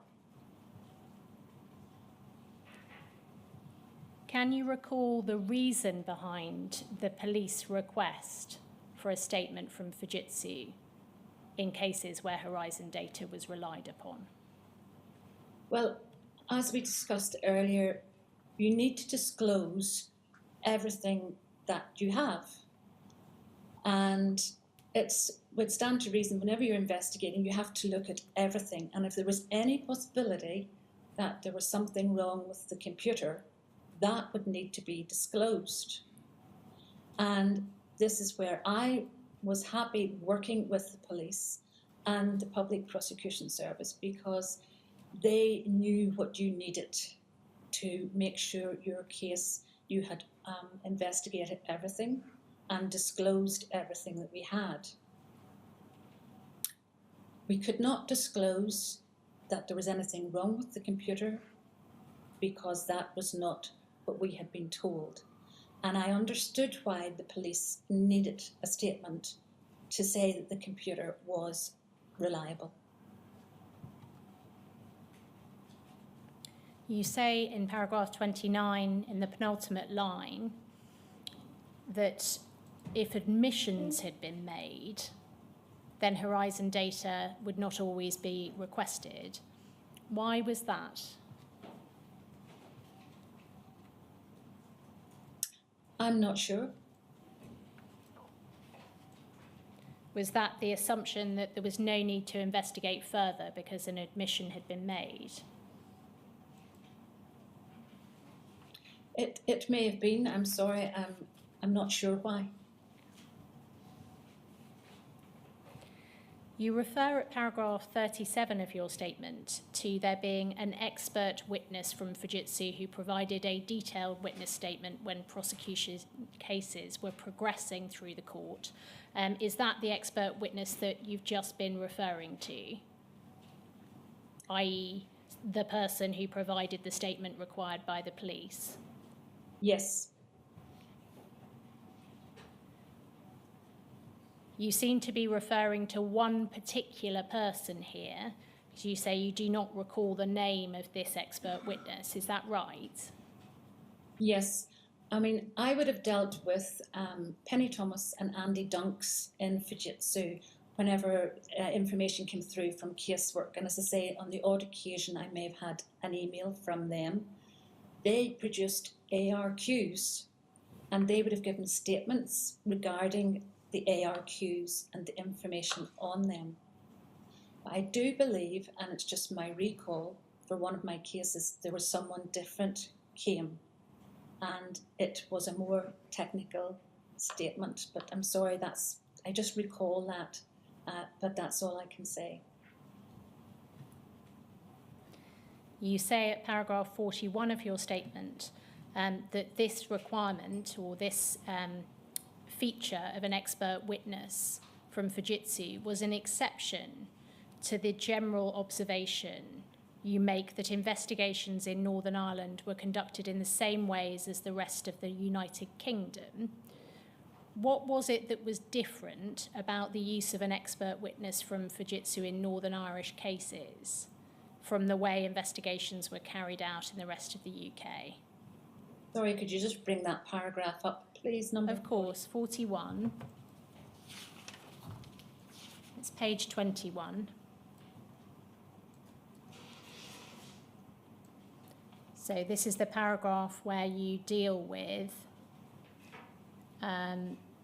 the process by which cases were investigated and prosecuted in Northern Ireland and how they differed from that process in England and Wales. And in the context of that, you say investigation cases were conducted in the same ways as the rest of the United Kingdom, except as mentioned in paragraph 37. If we can just pull up 37, please. It's page 20. Towards the bottom, please. This is the paragraph in which you refer to Andy Dunks and Penny Thomas's contacts in Fujitsu and say there was also an expert witness from Fujitsu who provided a detailed witness statement when prosecution cases were progressing through the court in Northern Ireland. So that seems to be you describing that being the exception to investigations being conducted in the same way throughout the UK. I think that paragraph must be wrong then, because that wouldn't have been, I'd have to go back to that previous paragraph to see what it was, but I think that's the wrong paragraph I've quoted. I see. Well, perhaps we can look at that over the lunch break and try to establish which the right paragraph is. I'd like to turn, please, to disclosure. You say at paragraph 11 of your statement that if a case progressed to court, the PSNI and PSO would assist with disclosure. Can you help with PSO? What did that stand for? That was the public office, I must have got it wrong, public office. It was the DPP. I always worked with the PSNI and the DPP or the PSO. You say you were the disclosure officer in the cases of Alan Mclaughlan and Morin Mckelvie. Did you provide to the PSNI and or the PPS schedules of unused material? Yes. Did you provide them with disclosure reports? Yes. Were they documents that you completed as disclosure officer? Yes, they would have been. And what did you understand to be required to include on those documents? With disclosure, you disclosed everything that you had, everything that you were aware of, and I would have went through the disclosure with the police. And for instance, if you had notebook entries or if you just had scribbles on paper or evidence, so we went through it with the police and I together. And then they would have assisted with the disclosure. Was there any guidance or a checklist to ensure that once a case was proceeding to court, as opposed to at that earlier stage of you doing your evidential report, that all relevant information was sent to the PSNI and or the PPS? You could always take, you could always look at information on the police and criminal evidence book, or there would have been guidance that I maybe had from the police whenever we were first arranging the memorandum of understanding. Who made decisions as to what material was disclosable in a prosecution?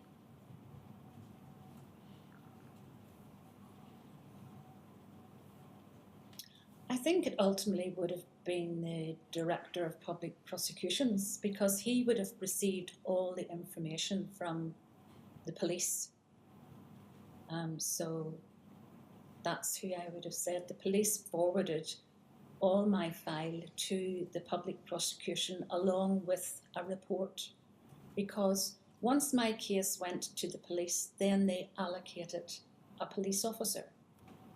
And I would have liaised with that police officer through the system until it went to court, and then I would have met that police officer in court.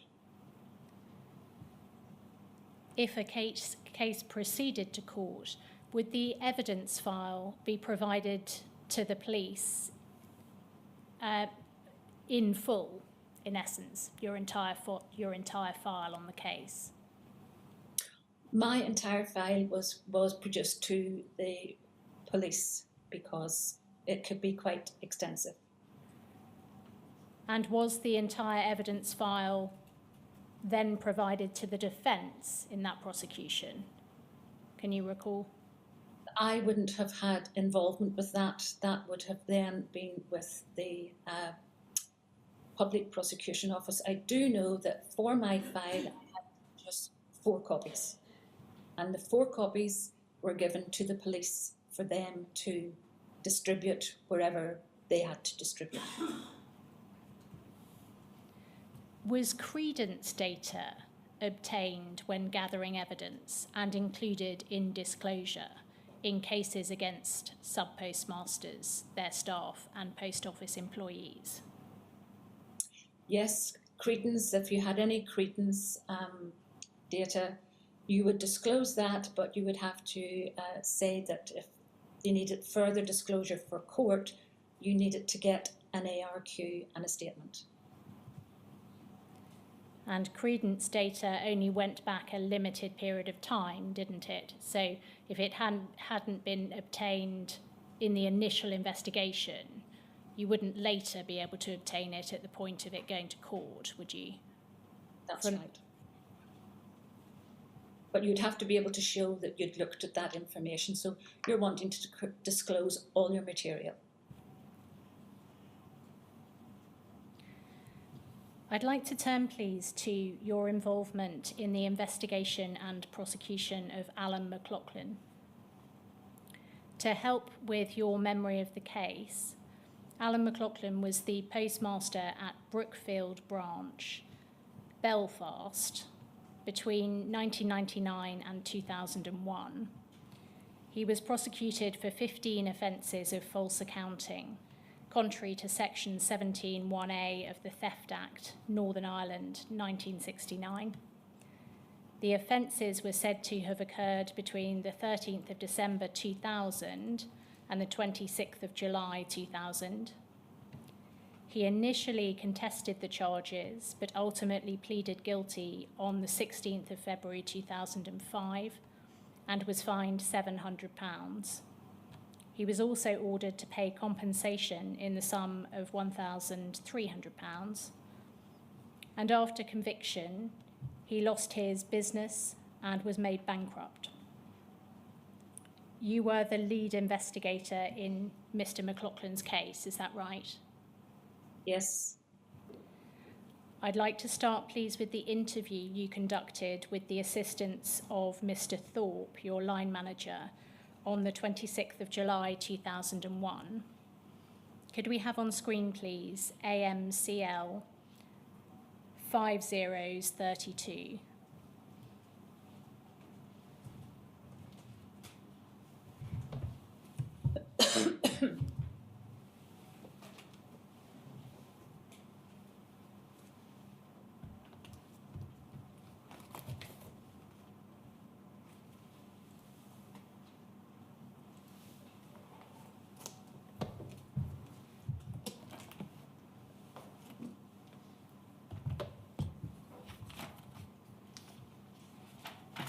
It's page 94 of that document, please.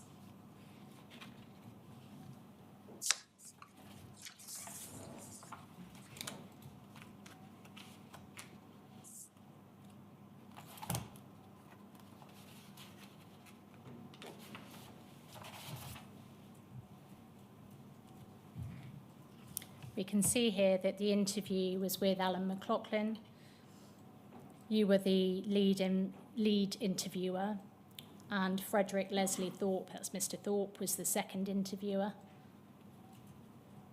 Going, please, and the date of the interview there, the 26th of July 2001. Going, please, to page 154 of this larger document.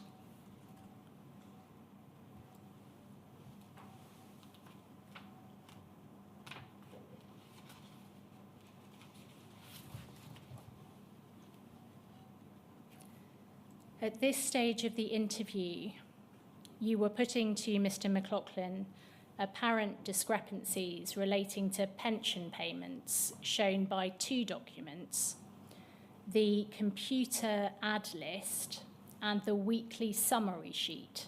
Is that right? That's right.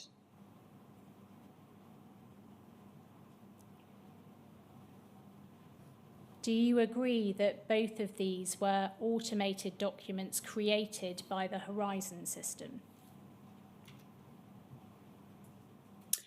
It was the information, the person that was doing it would be checking off actual foils and keying in the information into the system. But these documents, the weekly summary sheet and the computer ad list, those were things generated by the computer. Is that right? The ad list was generated by the person entering the information, and then the summary sheet was generated by the computer system. Okay. Towards the bottom of the page, you suggested that Mr. Mclaughlan appeared to be balancing. So you say, and what made it interesting was that you always seemed to be balancing. And then in response, he referred back to problems balancing when the Horizon system was first introduced. And we see by AM, 3 lines down, yeah, it would start, we got dreadful problems balancing because of the problems with the capture system and the change over to Horizon. Things were very seesaw, very up and down, you know. And then, where did you, was inaudible, and the response was, it wasn't stable at all.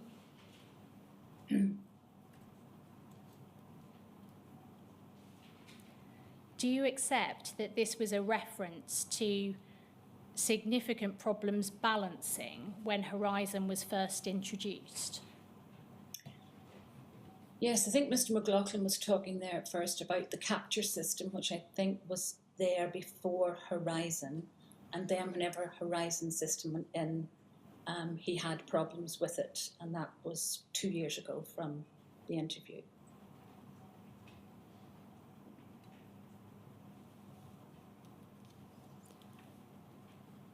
And so we can see that there. When did you go onto Horizon? In September of 99, and it wasn't stable. The balance were not stable at all.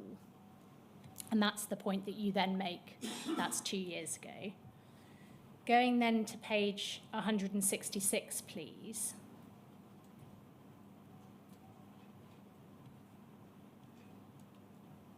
At 1918, you ask this.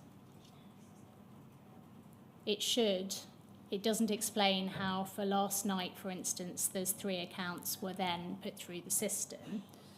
And Mr. Mclaughlan replies, again, it's personal time, trying to get the balance on, trying to get it, you know, done by a certain time in a way. Because when I was first here, you know, and they were all over the place, we were 8 o'clock, 9 o'clock at night, yeah? So Mr. Mclaughlan refers again to problems balancing, doesn't he? Yes, he does.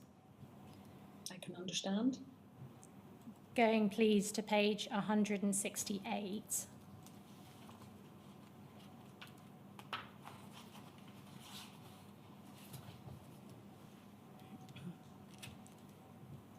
On this page, there is discussion of accounting errors made in branch, which Mr. Mclaughlan was upfront about and was discussing with you here. Is that right? Just take a moment to cast your eye down the page.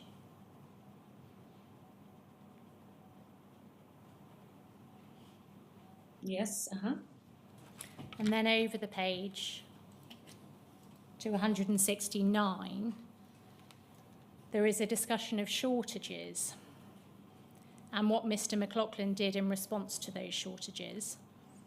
Starting 4 lines down,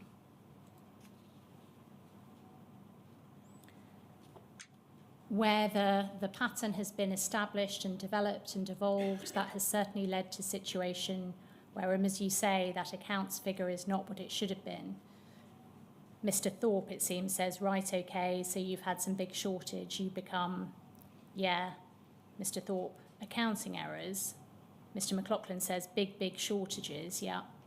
Mr. Thorpe says, and for that reason, with a little bit of manipulation here, there's 2, inaudible, the surplus is to make good the shortages.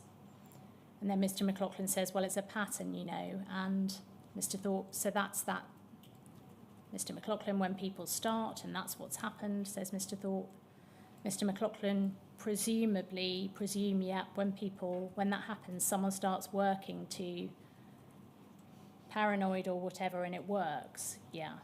And then Mr. Mclaughlan at the bottom, you think, oh, fine, that's balancing and all the rest of it, but stores up, a bit stupid really, it stores up problems, and you know it's not accurate accounting.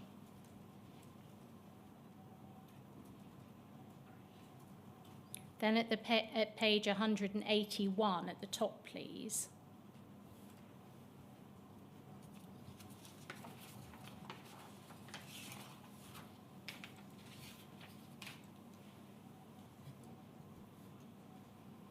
There's a question from Mr. Thorpe at the top, which was the figure we just carried in your cash account, so why did you adjust it by £660? And Mr. Mclaughlan says, obviously to make the cash account show a reasonable balance.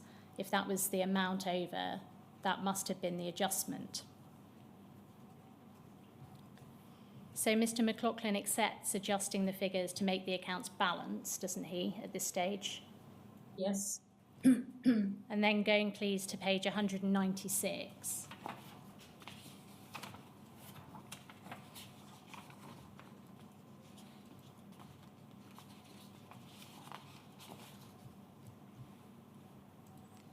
The allegation of false accounting is put to Mr. Mclaughlan.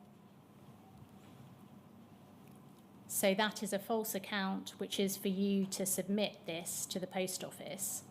Mr. Thorpe says is actually a criminal offence. And Mr. Mclaughlan says, sorry. Mr. Thorpe says, no, it's this pattern, as you've said, has been going on regularly since perhaps January, February of the current year. And Mr. Mclaughlan says, yeah, when I found out that, what a procedure, what the postmasters were actually doing wasn't, because obviously we've had size, wildly variation cash accounts for a period, but whenever I found out what they would do would be, they would take the money, hold it, put it in, or keep it aside as according to what indication they were getting of where their cash account was going. I mean, that is what in my unclear way, it's always been, well, this is the practice and everyone's doing it, so it must be what you do to establish a continuum of acceptable accounts.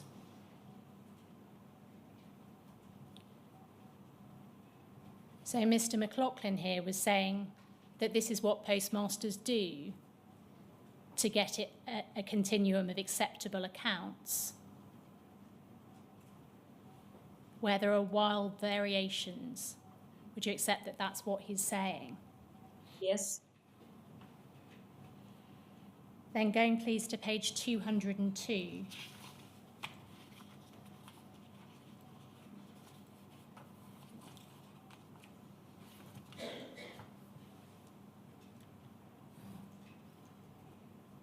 The second line down, you ask this, and you were aware that this was a criminal offence because it was falsifying accounts. Mr. Mclaughlan says, I wasn't that. I never thought about that or put it in those terms at all. No, I wasn't as aware of that. I wasn't as aware of that. And you say you were aware it was wrong to do that. Mr. Mclaughlan sighs. I was aware that what I thought was, if not unaccepted, but a common practice to keep reasonable accounts, was in danger of carrying a pattern which could not be understood or explained in terms of the original motivation for it. And you say, so were you aware that you were falsifying your accounts? Mr. Mclaughlan says, not. I wouldn't have set out to do that in that form or with that attention or plan, but as it were, that by allowing this kind of pattern to go on, the final accounting probably would not be completely accurate. And you say, and the reason you've been falsifying the accounts was because of shortages. And Mr. Mclaughlan, any overages which resulted from those cash accounts were used for any shortages, which resulted because we had a lot of problems with staff at a particular point, which timing of which coincides with this pattern. I had a lot of problems with figures in the office. These were 2 staff, they were both dismissed. And you say, and I just want to clarify with you, did you keep a record anywhere of the discrepancies that you were making? Mr. Mclaughlan, not that I know. So Mr. Mclaughlan was denying any criminality in his interview, wasn't he? He was. And he gave a number of possible reasons in interview for discrepancies arising, including accounting errors. But he also clearly raised balancing issues caused by the Horizon system, didn't he? Looking at those sections we've just been through. No, I'm not sure about that. Why do you think not? just looking at those sections is really just looking at that part of the interview. It's not telling the whole picture.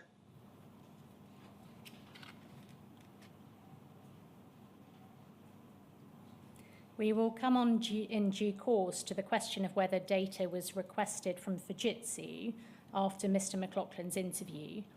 But in terms of other inquiries, did you make any inquiries at the time of any colleagues or seniors as to whether other postmasters were experiencing or had experienced balancing difficulties because of the Horizon system?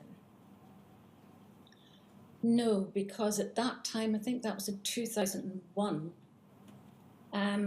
there had never been any question of computer problems within the Horizon system.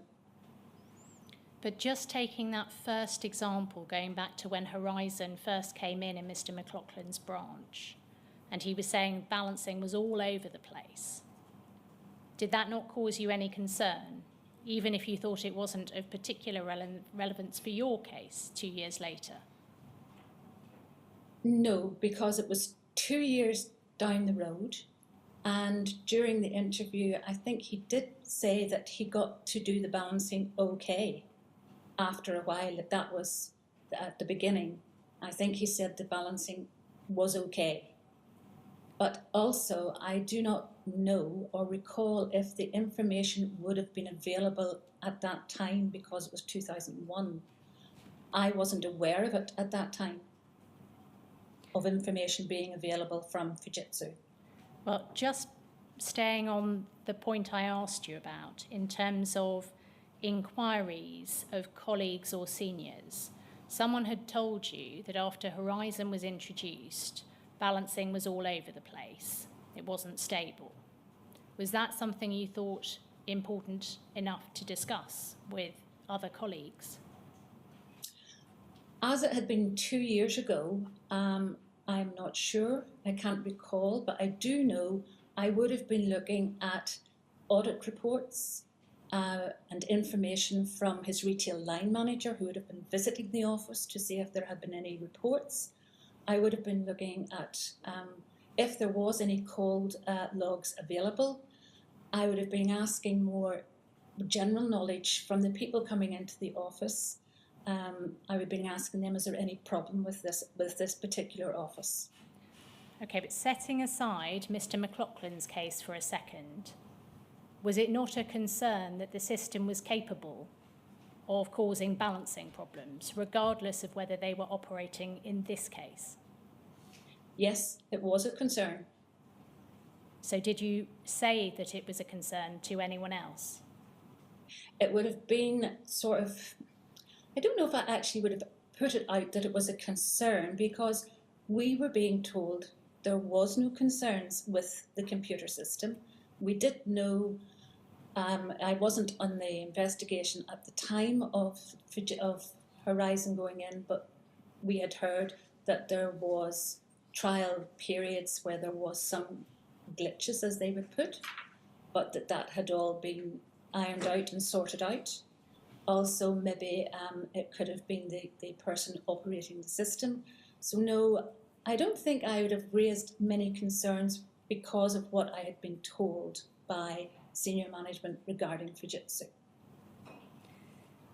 Given what Mr. Mclaughlan had told you about balancing issues, not just at the beginning, but the other references he made to balancing issues more broadly, did you think to contact the helpline to see whether Mr. Mclaughlan had raised any issues about the system in the past? I would have contacted the helpline. I would have spoke actually with the casework management team and asked them for points of contact to see any information on this particular post office.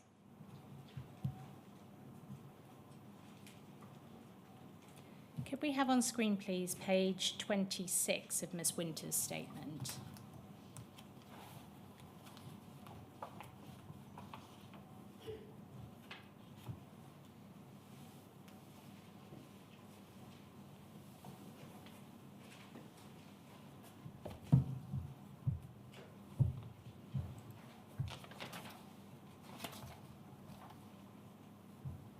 the paragraph at the top of page 26.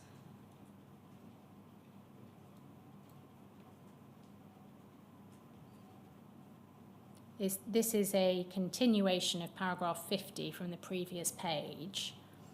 And in the last 6 lines here, you say this. So this is in the reference of the line before referring to the interview with Mr. Mclaughlan. You say well, actually, let's read that whole section together. You say, during the interview with Mr. Mclaughlan, he mentioned having difficulty in processing certain documents, which I understood were inputting errors. And you say he also stated he had had counter losses and staff dishonesty, but as I had always been assured, there wasn't any problem with the Horizon system with regard to cash discrepancies. I did not consider system. I do not recall Mr. Mclaughlan suggesting any direct issue with Horizon that would cause cash discrepancies, or suggesting there was some error which could be attributed to Horizon. You may not recall it, but having looked at the interview transcript, would you agree that Mr. Mclaughlan had raised having had problems balancing because of the operation of the Horizon system in his interview? Whenever I read through the tape transcript again, Mr. Mclaughlan kept referring to a system. And I believe it was the system that he was using to do his pension foils, and not the system as in the Horizon computer system.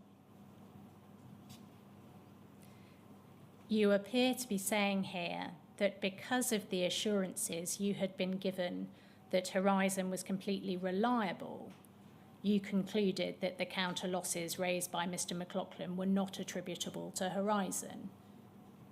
Is that right? No. What I'm saying is, whenever I was discussing with Mr. Mclaughlan during interview, he was referring to a system that he used for his pension foils, and he classed it as the system.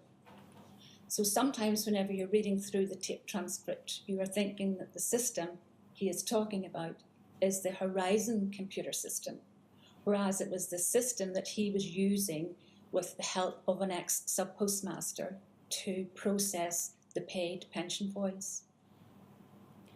Well, what you say here is he had also stated he had counter losses and staff dishonesty, but as I had always been assured there wasn't any problem with the Horizon system with regard to cash discrepancies, I did not consider the counter losses to be attributed to the Horizon system. That's what you're saying here, isn't it? Yes, that's right. I didn't consider the counter losses to be attributed to the Horizon system. And you're saying here, forgive me, that this was because you were assured there wasn't any problem with the Horizon system. Yes. Okay. Sir, it is 1 o'clock. Is that a convenient moment to take lunch?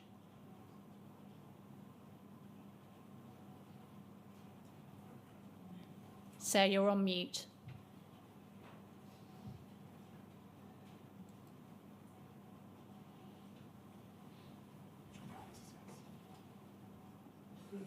Yes. If we can come back at 2 o'clock then, sir. Thank you.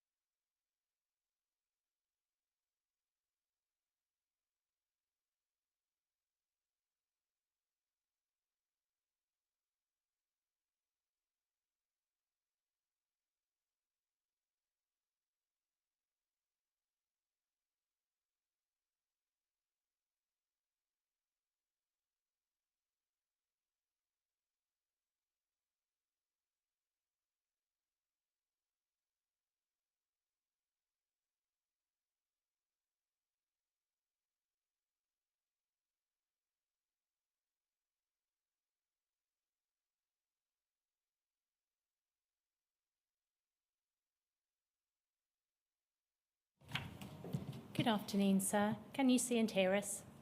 I can, thank you. Ms Winter, moving please to Mr Mclaughlan's defence statement. Could we have that on screen, please? The reference is AMCL 5035.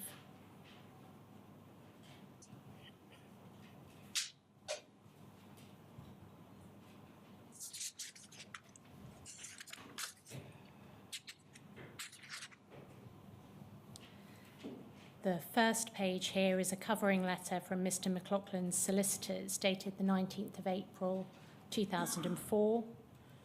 And going to page 3 of this document, please, we have the defence statement itself. We see if we can go back to that first page, please, we see the background set out. Scrolling down slowly, please. And then the section on admissions denials. And at the bottom of the first page, we have this. It is understood that the post office business was deemed no longer financially viable by February 2002. It is also understood that significant and unexplained losses were still surfacing in the business after July 2001, when the defendant ceased having any direct role in it. So Mr Mclaughlan was placing unexplained losses in his defence statement, wasn't he, by this paragraph?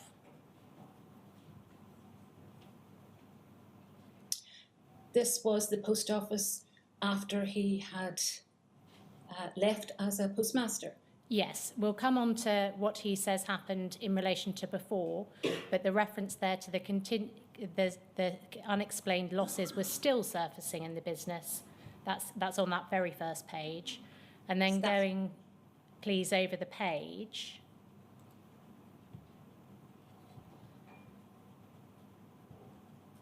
The defendant's case is set out, so the defendant accepts that he amended and altered certain documents as detailed in his interviews. The full extent of the defendant's case is set out in his interviews, the particulars of which can be referred to. However, the defendant denies that he amended and altered the said documents dishonestly or that he was motivated by dishonesty. He further denies that he was acting, whether as alleged or at all, with a view to gain by himself or another. Specifically, the defendant denies that he intended to cause loss to another or that such loss was caused to another. The defendant would say that his only intention was to balance the accounts in the business and that his actions were actuated by no improper motive.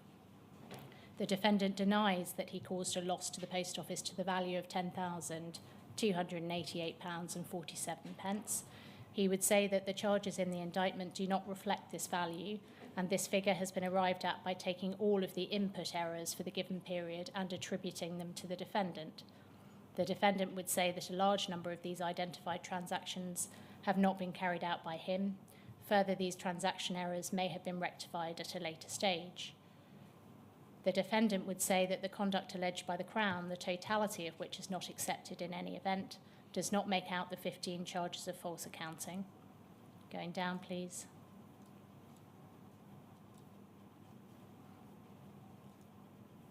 And then we have points taken issue with. And before we turn to that, it's clear here in his case that he denies dishonesty and puts in issue, doesn't he, whether there was an actual loss to the post office. Would you agree with what we've just been through? What he said there, yes. Yeah.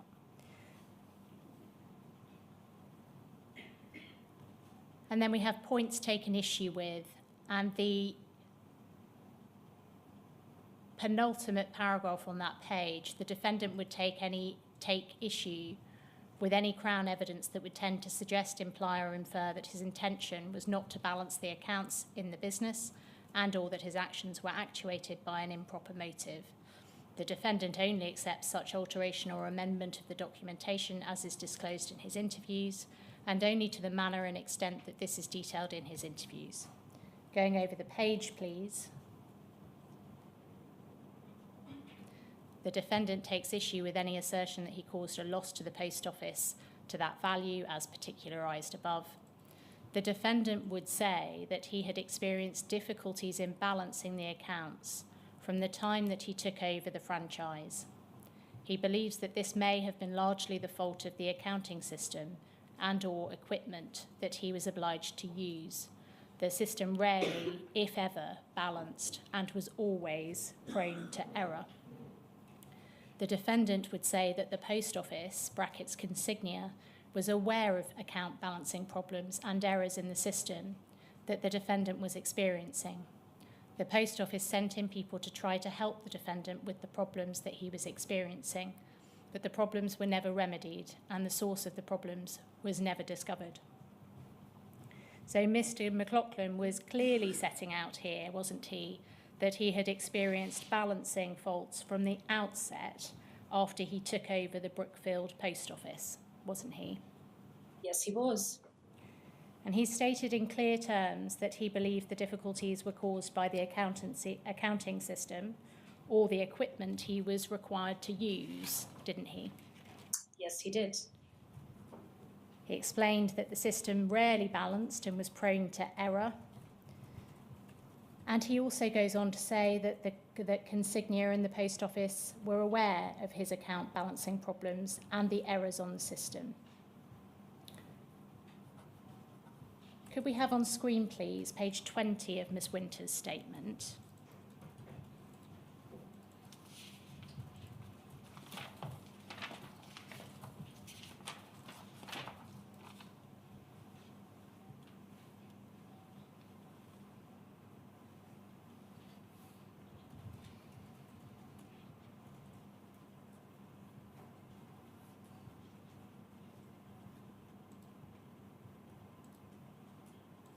Page 20, the top of that page, please.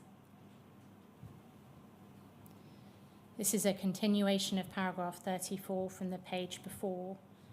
And you say, one line down, I do recall sometimes when SPMs would cite Horizon as the issue, but cannot recall the offices or the issues. I do not recall any of these being prosecuted with me as the investigating officer. Having looked through both the interview and the defence statement in Mr. Mclaughlan's case, do you accept that your recollection set out here is wrong? You were the lead investigator in Mr. Mclaughlan's case. He cited Horizon as the issue and he was prosecuted. No, I don't believe it was wrong. In what respect do you say it is not wrong? You're saying here that there were cases where SPMs would cite Horizon as the issue. I think, were you asking me that Mr. Mclaughlan was citing this as a Horizon issue? Is that right? I'm asking you whether you think this recollection in your statement is correct still, having been through the defence statement in Mr. Mclaughlan's case. His Yes. defence was Horizon issues. You were the lead investigator in his case and he was prosecuted. So it would appear that this is wrong, this recollection in your statement here. Is that right?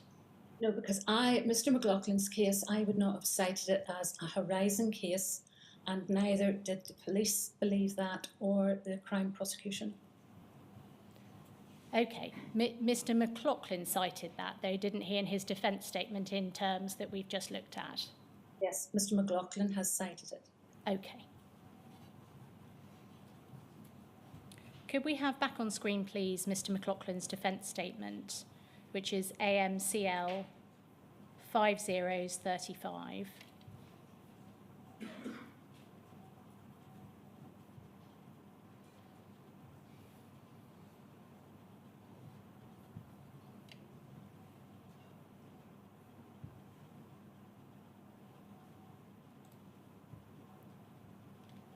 And it's page 5 of that document, please.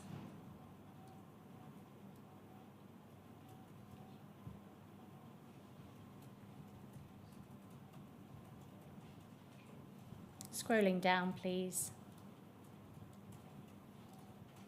Mr. Mclaughlan made a number of disclosure requests in this defence statement, and the paragraph above the Roman numerals that follow The defendant requires any further material to be disclosed that assists with his defence as now disclosed. Any material that undermines the credibility or reliability of the witnesses in the case or the allegations made should be disclosed forthwith. And then there are some, in particular, disclosure requests made below. And these include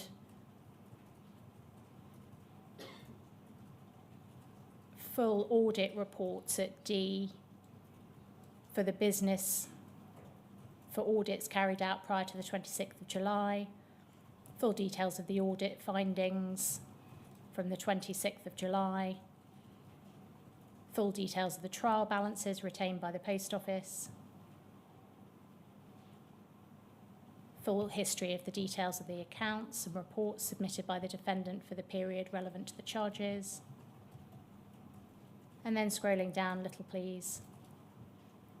Details of trading after the defendant ceased having any direct role in the business, including details of any significant and unexplained losses and or balancing problems and or other accounting errors that were present. And then below that, any or all documentation or material in whatever format showing or tending to show that the defendant had ongoing difficulties in balancing the accounts from the time he took over the franchise. And below that, any and all documentation or material in whatever format showing or tending to show that the computer operating system that the defendant was obliged to use was prone to error and or faults, not limited only to faults. Over one more, please. Experienced by the defendant, but also general reported or discovered faults across the system as experienced by other post office franchises in a position similar to the defendant. And then last of all, any and all documentation or material in whatever format showing or tending to show the post office consignia was aware of all the account balancing problems and errors in the system that the defendant was experiencing. Were you involved in dealing with these disclosure requests? Can you recall?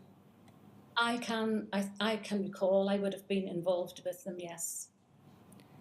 At this stage, did you have knowledge of any other problems with Horizon causing balancing issues being experienced by other sub-postmasters or post office employees? No. Did you make inquiries as to whether there was knowledge within the post office of other cases where this was the case? Yes. And what was the result of those inquiries? Every time the story was always the same, that Fujitsu had assured the post office the Horizon system was completely reliable.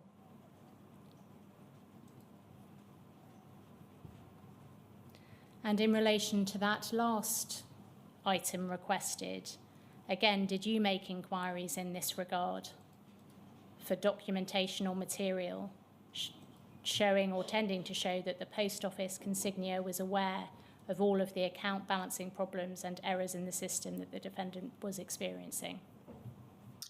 That information would have been requested through the casework team and for them to provide that information to me. I cannot recall if it came through, but certainly any requests would have been put forward to the casework team. If I was unable to get the information in Northern Ireland, it would go to them to see if they could get me the information. It would also be discussed.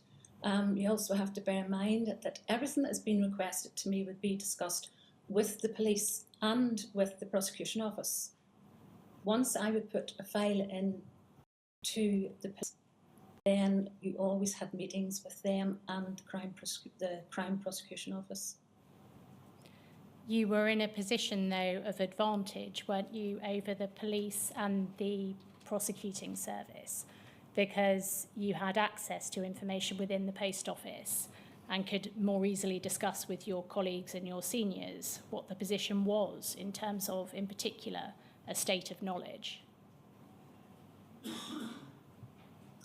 Yes, but if someone has asked me to investigate any information on the computer and how good it is, I will do that. And if I found out anything that was wrong with that computer, I would disclose it. Mr. Mclaughlan's solicitors, acting for him at the time, commissioned a forensic accountant's report to analyse the Horizon data relied upon to prosecute Mr. Mclaughlan. Do you remember that? I vaguely recall meeting with them, I think, yes. We'll come on to meeting with them. Just in terms of the report, first of all, the report is dated December 2004. Can we have that on screen, please? It's AMCL 5031.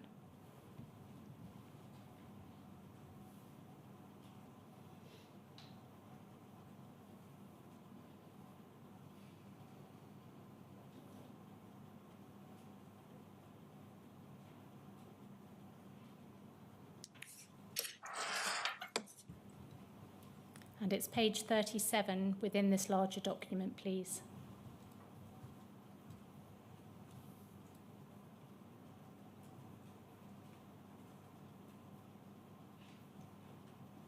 Scrolling down a little, please. This is the front page of the report. We see it's dated the 21st of December 2004. Have you had a chance before today to look through this report? It was one of the documents provided to you for the purposes of doing your statement. Yes, I have. Going please to paragraphs 4.4 to 4.6 of this report, which is page 47.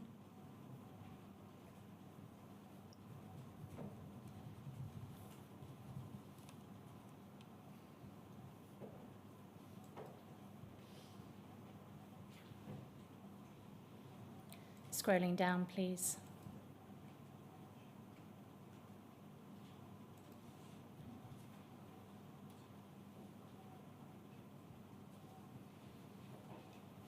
So down to 4.4, please.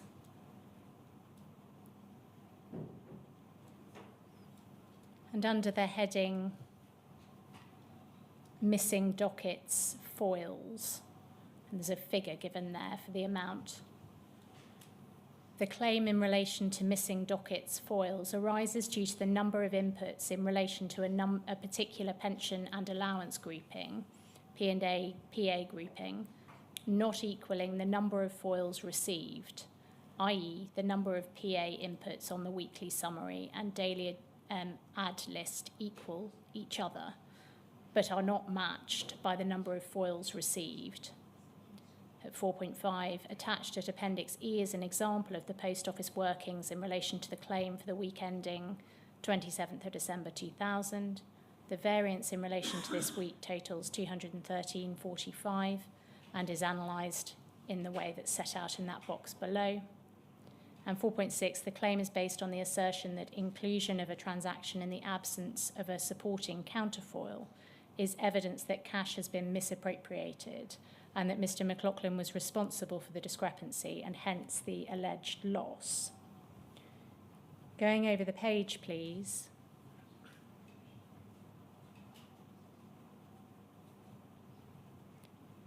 And it's a blank page, I think, that one, if we can go over again.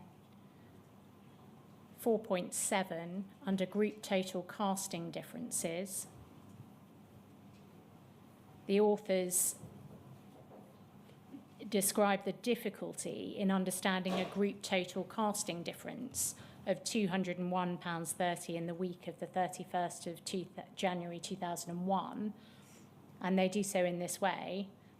The above loss in relation to group total casting difference can be broken down as in the box.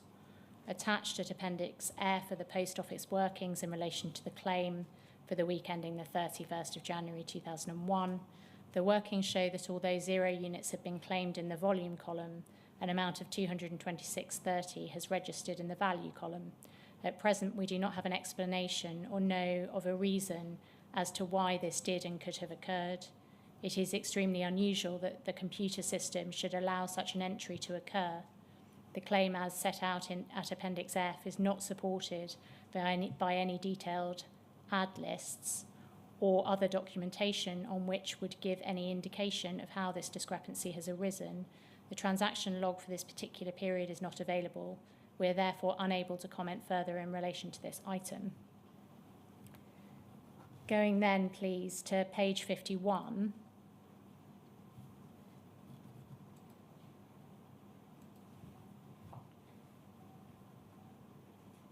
At 5.4 and 5.5, under a heading of negative balances, the authors of this report point out a negative balance for which Mr. Mclaughlan would have no incentive, and they suggest the entry may be due to ongoing inaccuracies in the computer system, and they do so in this way.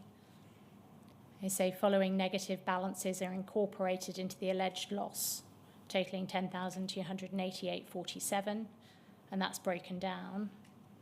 5.5, the above amounts have in effect been contrad against alleged losses of 11,030.09 to arrive at the loss figure. Mr. Mclaughlan has been accused of dishonesty and with a view to gain for himself or another, or with intent to cause loss to another, falsifying documents required for accounting purposes, with the inclusion of negative balances totaling £721.62. Mr. Mclaughlan is in effect being accused in part of the opposite, i.e. dishonestly and with a view to loss for himself or another, or with intent to cause gain to another, falsifying a document required for an accounting purpose. They conclude on this point in paragraph 5.6. The logic of such an assertion would appear flawed. The existence of such amounts would be more likely to arise as a result of 1. Poor bookkeeping and controls, 2. Ongoing inaccuracies in the computerized system, or 3. A combination of these factors. Going please then to paragraph 5.10 of this report. Over the page, please. Under the heading of incomplete information, we have this. The Horizon system is operated by Fujitsu, and all transactions recorded by each post office is backed up and held. After a period of 18 months, the transactions are deleted from the Fujitsu system. The post office did not in their investigations choose to ask for the transaction logs to be provided or retained for the period covering the investigation. The elapse of time is now such that the logs cannot be obtained. Pausing there, you say in your statement, Ms. Winter, at paragraph 54, that you do not believe Horizon data was available at this time to view. Why do you think, at the point of interview, Horizon data would not have been available to view? At the time of interview, I am not sure if it was available. As I said, I don't know, but we didn't think it was a Horizon case. And the reason was that during interview, Mr. Mclaughlan did state at the start, 2 years previously, he had ups and downs of the balancing. Ms. Winter, can I stop you there just to take you back to the question? Yes. The question relates to why it is that you thought that data might not be available to view, as opposed to whether you thought you needed to ask for it. Is it right that you didn't ask for it? No, I would have asked for it. I'm sorry, you said a moment ago that you didn't think this was a Horizon case, but you're saying you would have asked for it. I can't recall, but I do know that if we thought that Horizon information would assist the case, we would have asked for it. There is the possibility with this system, with this case, that the Horizon information may not have been requested. Okay, looking at the conclusion in this report, the Post Office did not in their investigations choose to ask for the transaction logs to be provided or retained for the period covering the investigation. And if we can just have on screen, please, your paragraph 54. I don't know if it's possible to have that alongside this document. page 26.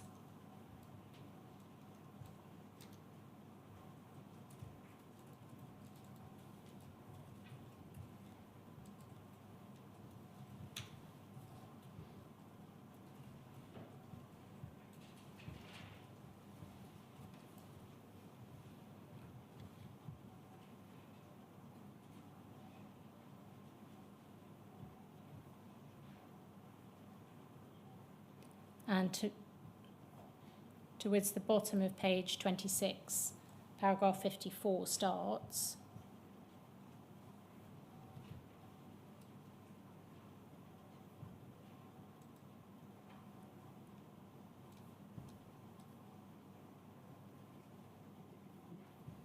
That's page 26.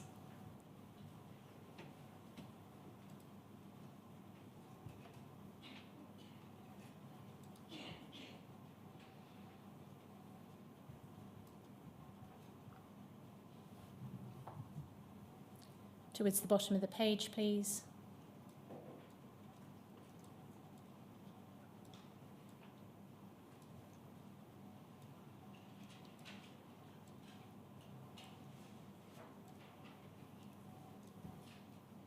That's the start of 54. Going over to the top, please, of the next page.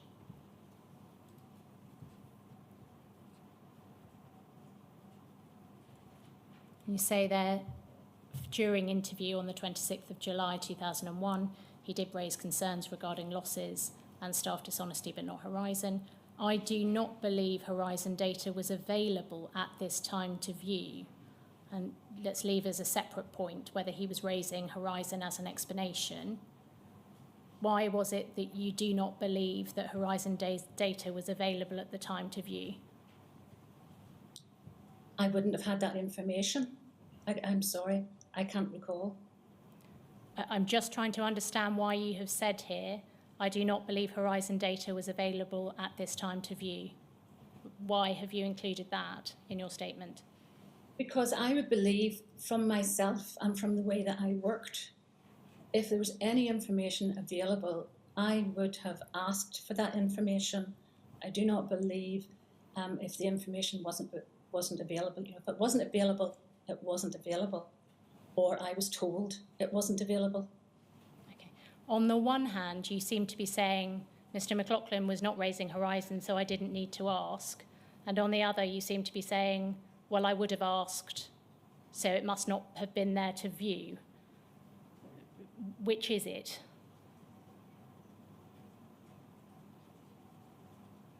Well, he didn't raise concerns. I can't recall, I'm sorry. Okay.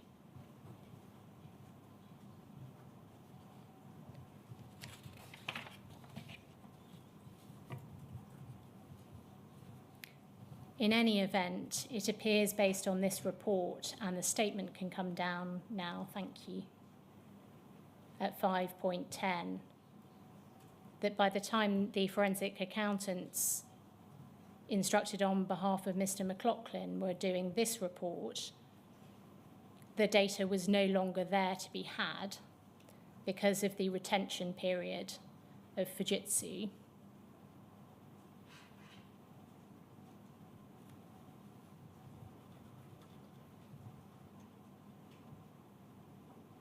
And if we could go to page 59 of this document, please.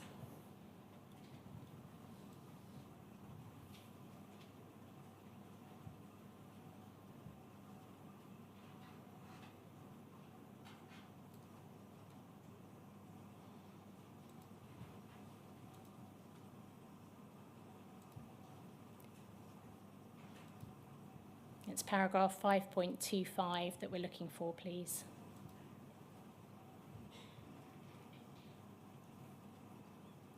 This paragraph addresses the continuation of discrepancies after Mr. Mclaughlan had left the branch, and the authors say this: the data provided in relation to the support centre calls, see paragraph 2.1, 5.21 above, and the cash differences after Mr. Mclaughlan's departure would indicate that there were continuing difficulties experienced regarding the reconciliation of cash balances at Brookfield Post Office.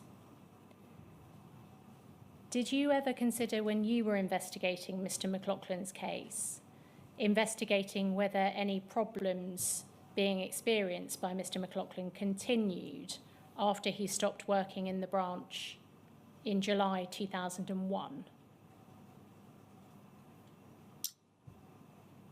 Yes. And did you do that? I would have spoken with the retail line manager, who would have been responsible for the office. And what would you have asked that retail line manager? I would have asked how the person was getting on, because I knew that the person that had gone in had been working in the office and had had previous post office experience. And usually, because the contracts manager and the retail line manager would have been in my office a couple of times every week, I would have asked them, well, is this business going okay? Are there any problems? And I would say that would have been the only inquiry I would have made. You say would have. Can you remember actually doing that in this case? No, I'm sorry.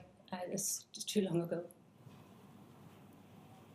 The conclusions of the report are set out at section 6. That's on page 61, please.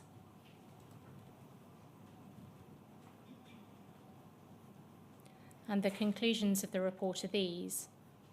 The Horizon system operating within the Post Office is designed to manage and track cash transactions passing through the Post Office. Comparison of a theoretical cash balance with an actual cash balance on a weekly basis identifies any discrepancies arising as a result of cash being over or understated, brackets, cash surpluses or deficits. The theoretical cash balance is calculated by taking the previous week's opening balances, adding receipts and deducting payments to calculate a closing cash balance. As with any system, the accuracy and integrity of the information is impacted upon by a number of differing but interdependent factors. 1, the integrity of the computer software itself. 2, the controls surrounding the system. 3, the controls surrounding data input. 4, the accuracy of data input. And 5, the training and quality of staff operating the system. From our review work in relation to the Horizon system operating in Brookfield Post Office, we would conclude that there were clearly ongoing difficulties regarding the reconciliation of cash balances at the Post Office. This is evidenced as follows. 1, the discrepancies identified as a result of the current investigation. 2, ongoing cash surpluses and deficits which occurred not only during the period of Mr. Mclaughlan's employment, but which continued after his departure. Indeed, the magnitude of reported differences increased after his departure in or around July 2001. 3, a high number of calls to the helpline, many of which related to difficulties regarding the cash reconciliations on the system. And going down, please.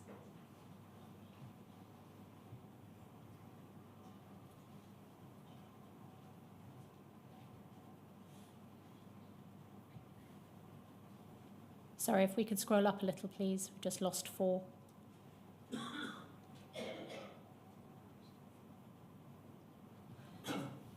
The evidence produced from the investigation has identified that for a significant number of cash payments made during the period December 2000 to July 2001, that supporting pension or allowance vouchers are not available. The absence of such vouchers could be explained by any of the following, or a combination of these: that an individual transaction is valid, but that the supporting voucher has been lost, or 2, that the transaction has been keyed in error and that cash was not in fact paid out, or 3, that the transaction has been deliberately created to reduce weekly cash discrepancies, but that cash was not in fact paid out, or 4, that the transaction had been deliberately created and that cash has also been taken.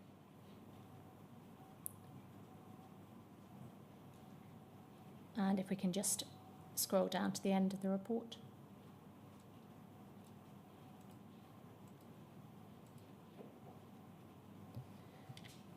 Our review has been restricted by the fact that the transaction logs which detail all entries to the system are not available.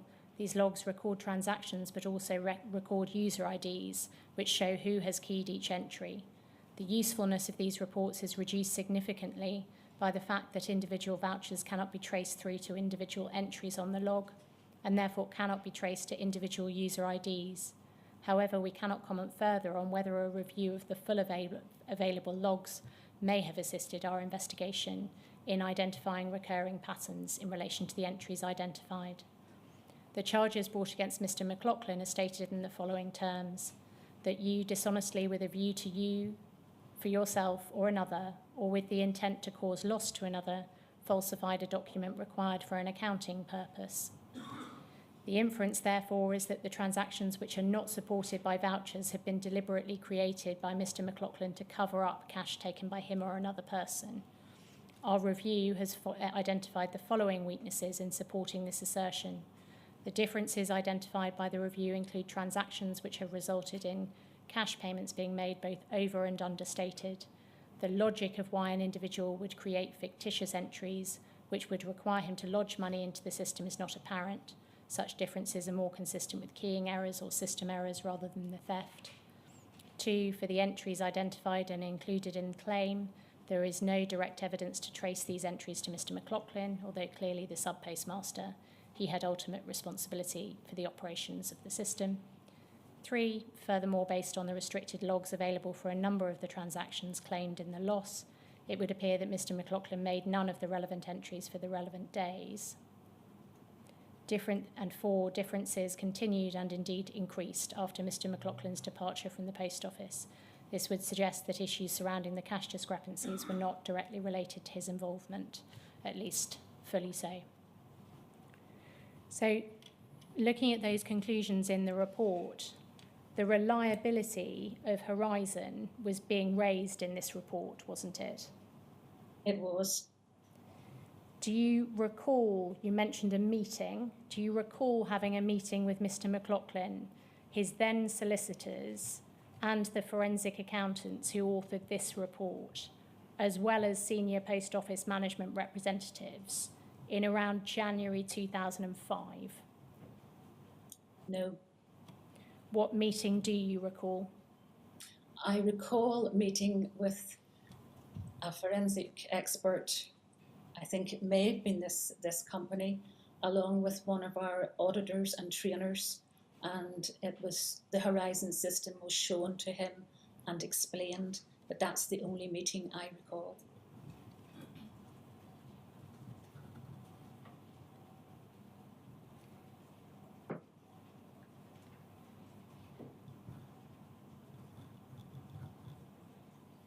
Do you recall discussion at that meeting of concerns about how the Horizon system could have generated a series of transactions independently of Mr. Mclaughlan or his staff? No, I don't recall. I don't recall this meeting that you've mentioned. But in the context of meeting with the forensic accountants themselves, do you recall discussion of how the system could have led to the conclusions that they've reached? Whenever I met this person, the person from the company, he hadn't produced this report. This was whenever he was investigating. This report had not come out. What was the prosecuting service's view of this report, insofar as they discussed that with you? Fully, it had to be disclosed. What impact did this report have on the assessment of the case by you, first of all? What impact did this report have on the assessment of the case, first of all, by you? Did it impact upon your assessment of the case at all?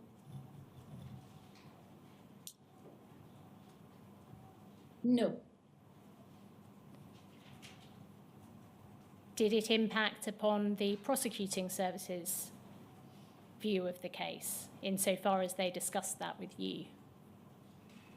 I would have discussed this case with the barrister and with the lawyers, And yes, they felt that this report, of course, had to be disclosed. But they still decided to progress. It was up to them, it was their decision whether it progressed to court or not.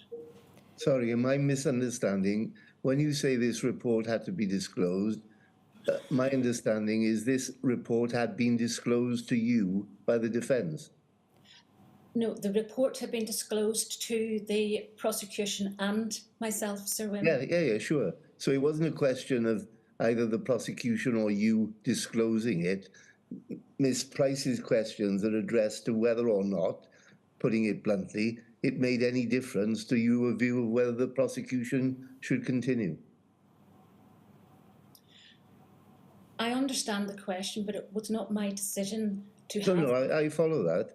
But insofar as you perhaps you didn't have an opinion, but insofar as you had an opinion, did it affect your view of whether the prosecution should continue?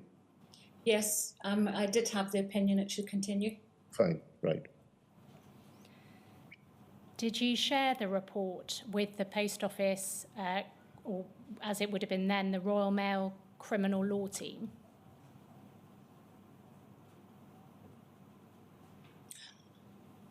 I'm not sure because this was not a criminal law team case.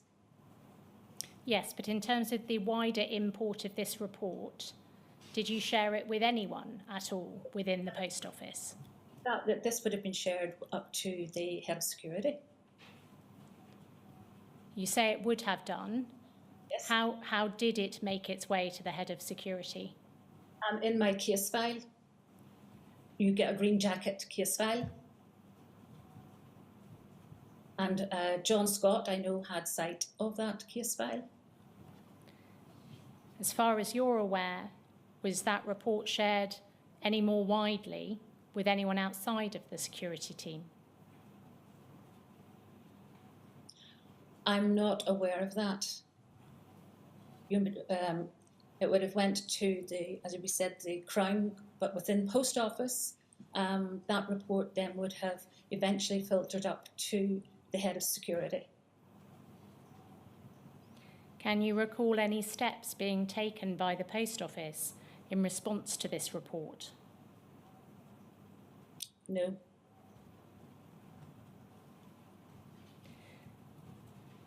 That document can come down now, thank you.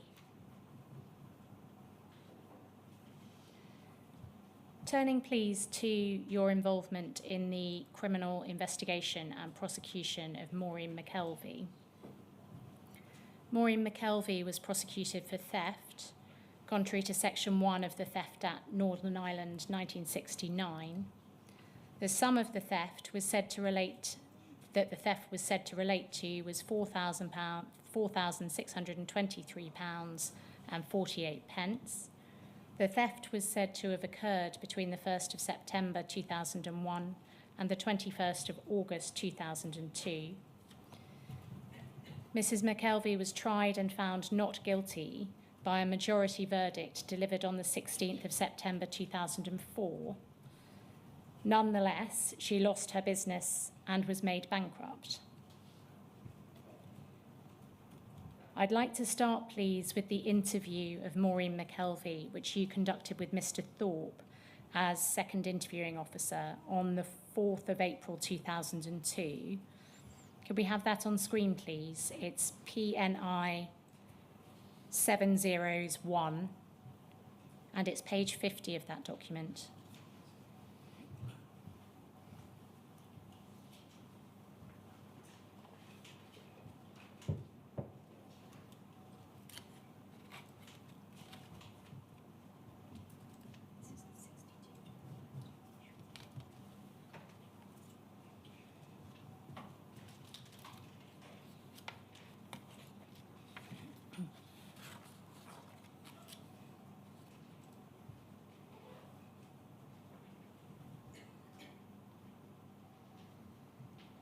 I don't think we have the right page here. Page 50.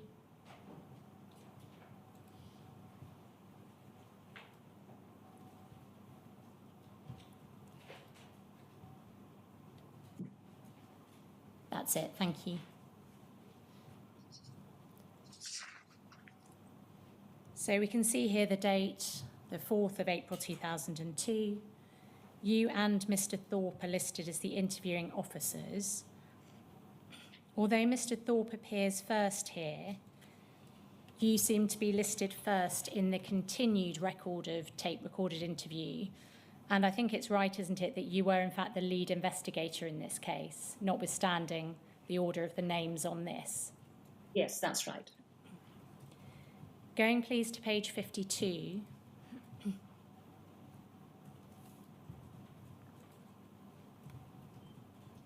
The background to the case is summarised by you about 2/3 of the way down the page.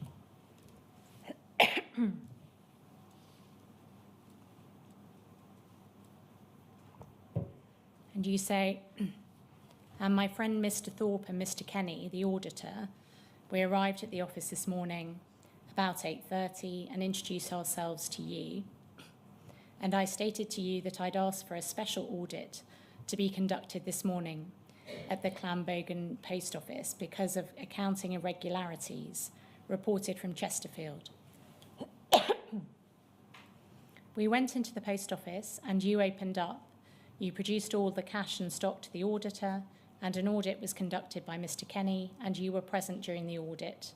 You were also advised of your legal rights and that we'd be interviewing you on tape recorder once the audit had been conducted. I also explained to you that the office would be closed and would remain closed until our inquiries had been completed. You were also advised you could have legal representation or phone someone from the Federation.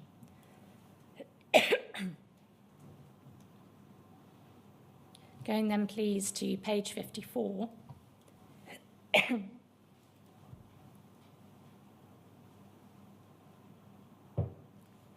The third question on this page is from you. Excuse me. So if you can just talk me, and if you can come towards the end of the week and you're doing your cash account. And the answer is that's Wednesday, yeah. And you say, how do you go about preparing everything for your cash account? Morin Mckelvie says on the Wednesday, you say yes. And then Morin Mckelvie gives an account and says, well, usually we try to. We're supposed to close at 12:30, but we don't really get closed because in the country community people keep coming. You're trying to do your audit now. Gary Grugan was in with me on one of the days when I was trying to do my audit, and he realised, that people do still keep coming and expect you to serve them or take stuff off them while you're doing it. And you do that because it's expected of you, and that's the way it's been. And you try to audit and do everything. Put everything out to go through it at different stages on the computer and bring it all to a balance. Now, it doesn't always balance first time, as we all know. You might have to go through the stuff again and check it all and redo. And some of it, but that's normal procedure. And you try to balance as close to it as you can. Also, we have an account with Camp Hill Community, which they buy a lot of stamps. They post a lot of parcels to foreign countries. And we put money down on their account for them for the stuff they get. Scrolling down, please. Out of the post office, so we have to try and work between each week to what they have got, out in postage or stamps, and try if you're short. That's probably where it is. You go and look. It's probably where it is at the end, or you've made a mistake and you have to go back and check it, which I always do. But some weeks, if I'm out, the next week it usually balances itself out. It's neither big amounts here or there. I know it will balance itself out, and I'm happy enough with that because I'm the ones who's doing it, and I know if it's a mistake's made. I know I have made it and just a simple mistake, and it will all sort itself out the following week. But that's the way I do to the best of my ability, and I don't do anything wrong as far as I see. So Morin Mckelvie was telling you here that she sometimes had trouble balancing, but that where she couldn't find the cause, she would expect it to balance out the next week. Is that right? Yes. And this interview was taking place less than a year after you interviewed Mr. Mclaughlan. Did what Morin Mckelvie was telling you here that you didn't always balance first time, that you could be short, you'd look for the reason why, you'd expect it to come out in the wash, in essence. Did you link this at all to what Mr. Mclaughlan had told you in his interview, in particular about his problems balancing with the Horizon system? No, because Mr. Mclaughlin's problems with balancing was due to staff. Going please to page 76 of this document.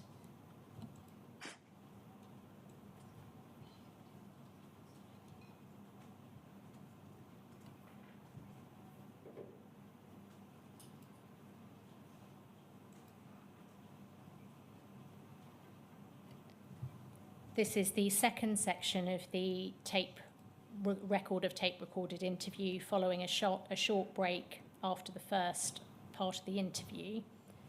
And about a third of the way down the page,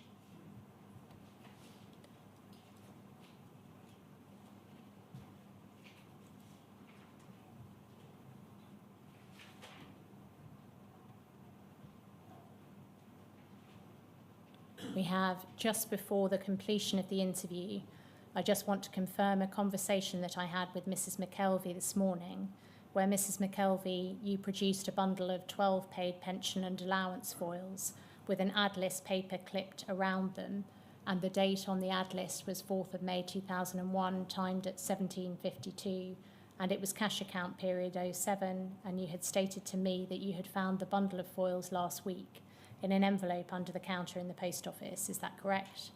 Morin Mckelvie says yes. You say you also stated to me you had intended to contact the post office to advise how you were going to get rid of the bundles of foils, and because of the Easter period as yet you hadn't contacted anyone. Is that right?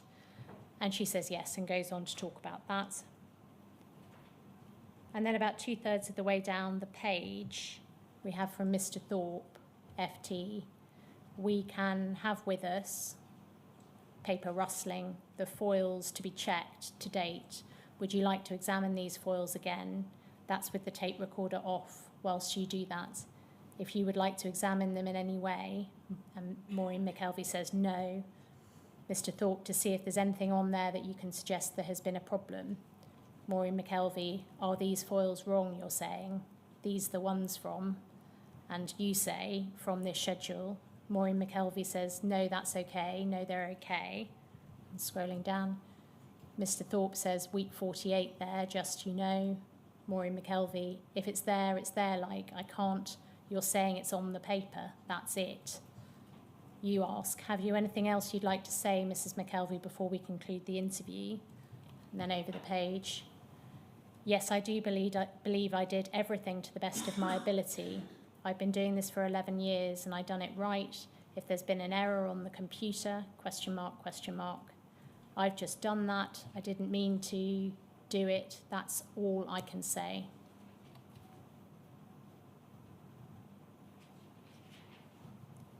So Mrs. Mckelvie had been saying that she was content she wouldn't find an issue with the paper copies of the documents themselves. That's right, isn't it? Towards the end of the bottom of the last page. Is that your understanding of what she was saying? Yes.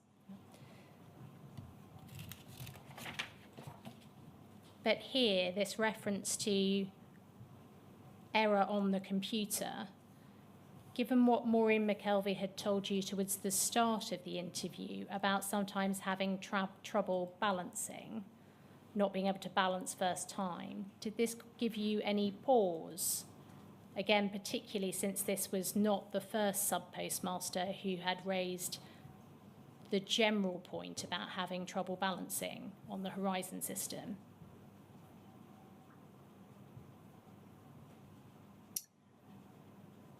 At that stage of the interview,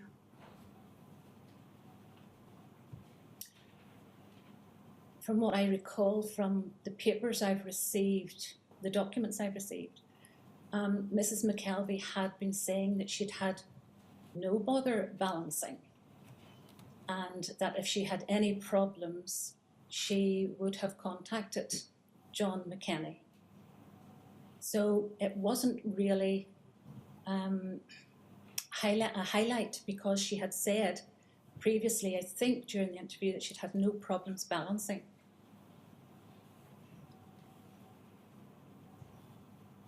And as we had always been told, the Fujitsu system was reliable. Does it follow that after the interview you didn't discuss the relevance or otherwise of either the difficulties of balancing in general or this reference to the error on the computer with any colleagues or seniors to see if anyone else was struggling? It was always discussed. The Horizon computer system would have been discussed between other members of my team, whenever I'm saying the North team, even with auditors, with trainers, we would have discussed the Horizon system. And I remember I challenged the Horizon system on a number of occasions where the sub-postmaster had said to me that everything was okay. I had done the investigation of all the items that I would investigate and I could see no problem. And I would have asked, what about the Fujitsu system? Especially on one occasion whenever I had problems myself with my own computer. And someone was able to go in remotely and fix my computer. And this was the first time I'd ever seen something like this happening. And I raised the question, I remember clearly raising the question with casework. Can Horizon be accessed remotely? Because I could not find out what was wrong in an office. And they said no. So at all times, whenever you were interviewing, you were thinking that the computer was 100% reliable. Can you recall when you raised that question of casework? I would have said, I know where I was sitting in an office. I moved office location, but I remember it would have been sitting in the Royal Mail House in Belfast. So it may have been about maybe 2006 to 2007. I was surprised that this could be done, and I immediately thought about Horizon and could this be remotely accessed, and said no.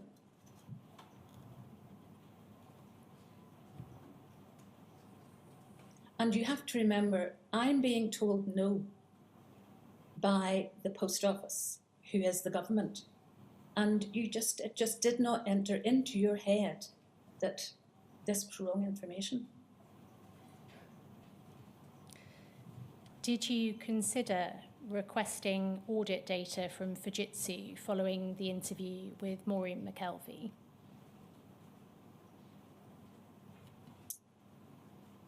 I do not recall. When was that? 2002?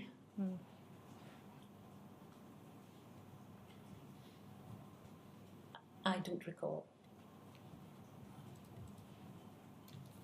In August 2004, some further documents relevant to Morin Mckelvie's case were sent by the PSNI to the PPS. Could we have on screen, please, PNI 0000001?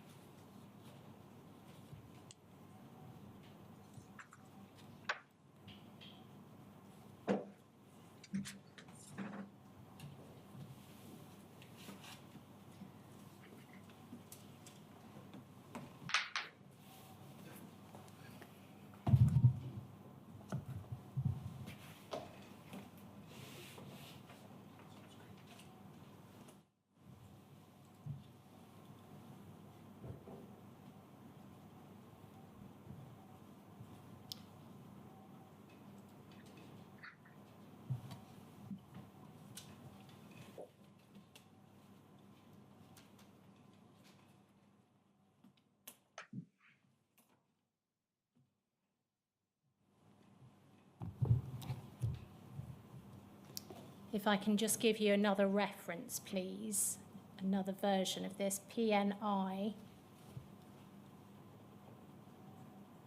701071.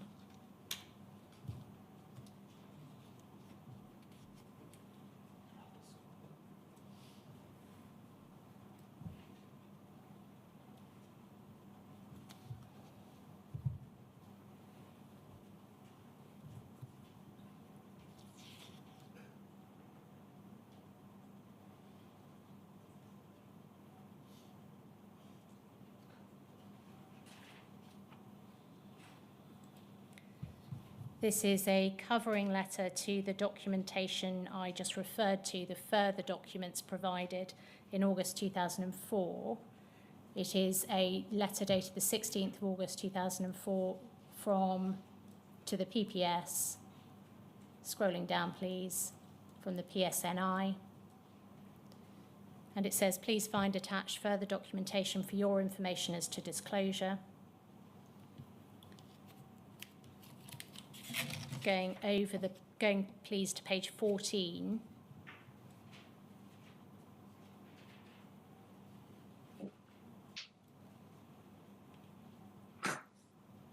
There is here a handwritten letter from Morin Mckelvie, which says this: Dear Sir, Madam, the icon for return of loose coins were gone off the screen when I went to return them. 10/10/01, I had to balance or take loss of £120. Scrolling down, please. And then in something, help desk told me to write to yourselves, claim back £120. Yours sincerely, Morin Mckelvie. So Mrs. Mckelvie appears to have been reporting here an error which caused a balancing issue, doesn't she? Yes. And we have then on page 19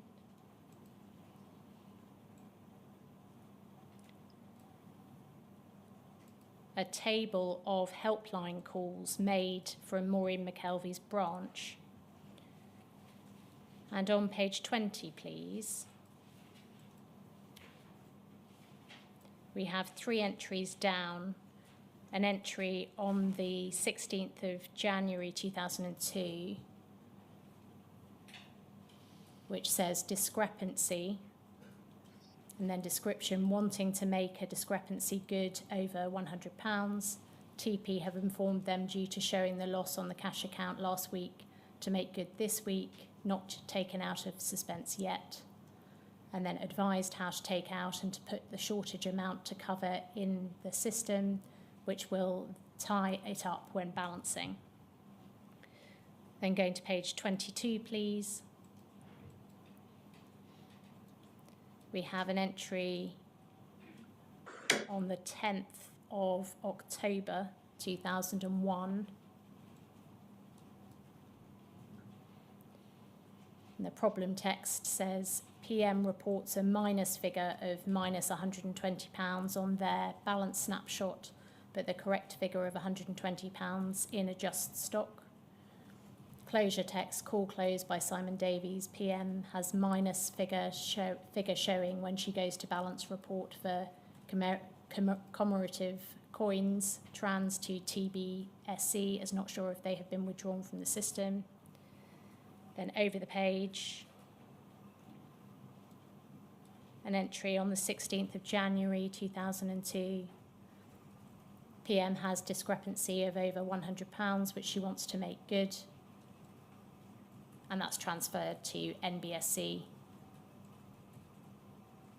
which may well be linked to the call we were looking at before. So there were a number of calls we can see from these tables from Morin Mckelvie's branch reporting balancing problems or discrepancies, weren't there? Yes, discrepancies, yes. Given when this documentation was being provided, so August 2004, Can we take it that this documentation was not obtained by you in your initial investigation, but later for the trial?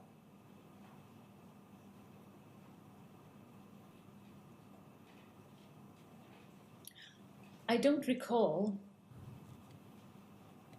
Well, you told us before that you would give everything that you obtained in your investigation, in effect, to PNSI and then onward to PPS. So presumably, had you obtained helpline call logs like these, or documents relating to reports or complaints relating to discrepancies, they would have appeared in your original file, and that would have gone earlier, not in 2004, to the police and the prosecuting service. Is that right? That's right. That is right. But I just cannot. You've asked me to recall, did I send that? I can't actually recall it, but I would like to think I did.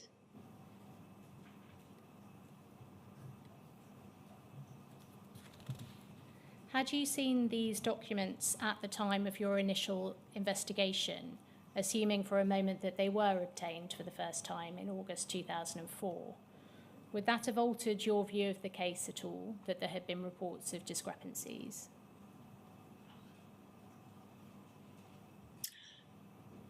No, I don't think it would have altered my my view of the case. Could we have on screen, please, PNI 701_082?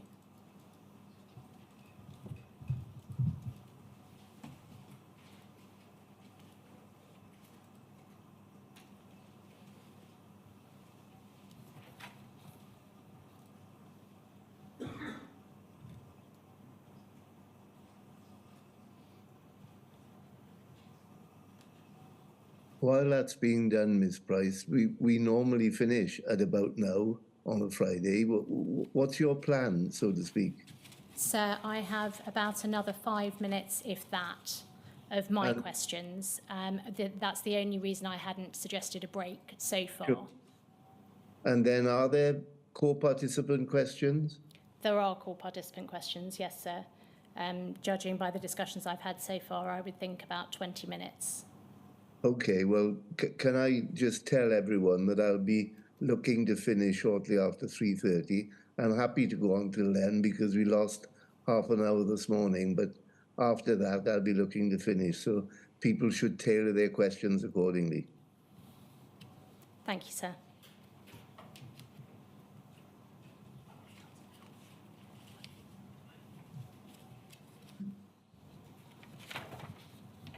We can see this is a covering letter to your report produced to the PSNI and ultimately the PPS. In Morin Mckelvie's case, it's dated January 2004, so scrolling down. This file refers to a theft from the post office, and that's the covering letter from the police. Scrolling up to the top, please. To the legal registrar. And then going to page 4, please, we have the actual report.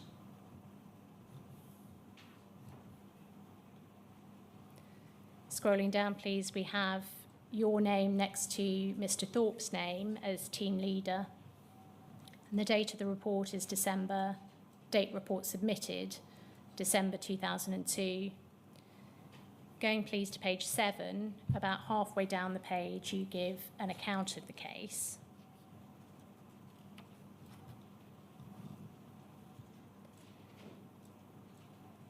And starting the paid order unit, I'm just going to let you cast an eye down that rather than reading it all out for time reasons.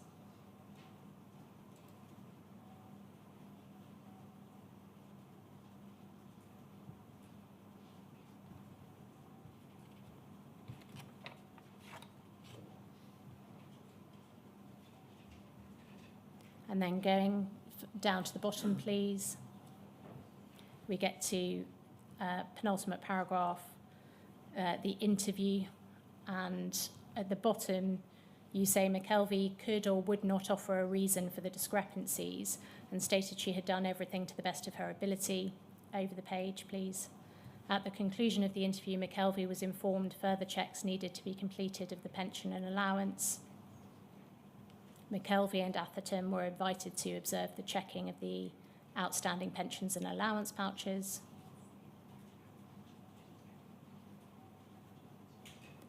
And just scrolling down, please. You see Mckelvie offered no explanation regarding the additional overclaims identified. Mckelvie has made no admissions of guilt in this matter and states she has done everything to the best of her ability. The discrepancies summarised on the pension schedule indicate it is due to deliberate action and not error, and Mckelvie is the only person with the appropriate access and opportunity.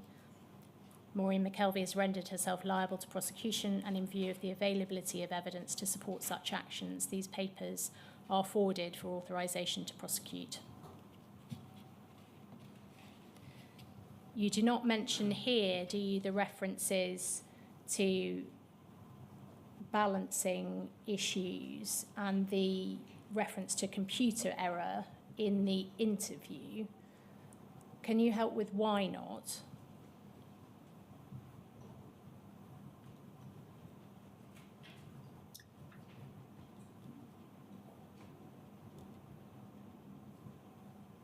That report there is regarding the whole investigation. And if you listen to the whole tape transcript, the computer was not, I'm trying to think what way you would say this, that the computer did not seem to be at fault, because what was actually happening was a person putting the information into the computer. You reached a conclusion that Morin Mckelvie had rendered herself liable to prosecution. Test in reaching that conclusion. The test was that the whole investigation was based around foils being counted by a person, and that person entering the information into the system. It wasn't that the system was doing something, it was a human being that was doing something. At paragraph 70 of your statement, you say in essence that Mrs. Mckelvie's case relied heavily on paper vouchers, foils and cash requests and deliveries rather than on horizon discrepancies. But it's right, isn't it, that the defence raised horizon integrity issues at trial? Do you remember that? No, perhaps could you remind me? Well, let's start with a letter from Mrs. Mckelvie's solicitor dated the 22nd of July 2004. This is a letter seeking secondary disclosure. And that's PNI 701_073.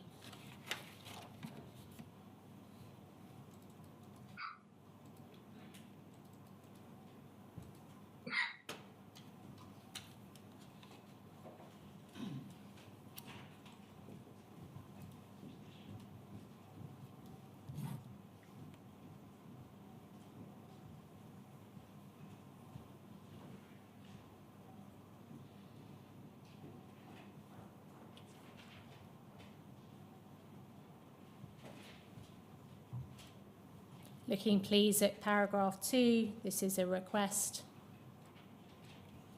It appears to be what prompted disclosure of the documents we looked at earlier in August 2004. At 2, disclosure of all records held by the Post Office Limited, Investigations Unit, Social Security Agency, of a report in the second half of 2001 by Mrs. Mckelvie to Gary Grugan in relation to problems with the Horizon computer system. So they're seeking that. And then at paragraph 3, disclosure of all records relating to the reporting of problems encountered at Clannabogan Post Office following the suspension of Mrs. Mckelvie in relation to the Horizon computer system. So disclosure was being sought, in essence, in relation to problems with the Horizon system. So do you recall that being a part of Mrs. Mckelvie's case? No, I'm sorry, I don't recall that. Okay.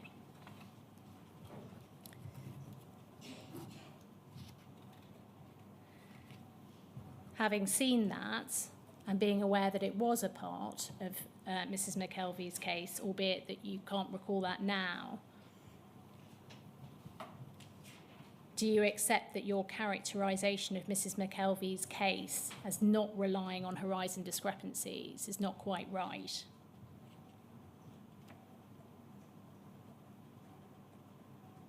No, because it wasn't horizon discrepancies. The case of Mrs. I think we're going round in circles now, really. Yes, sir. As interesting as it may be,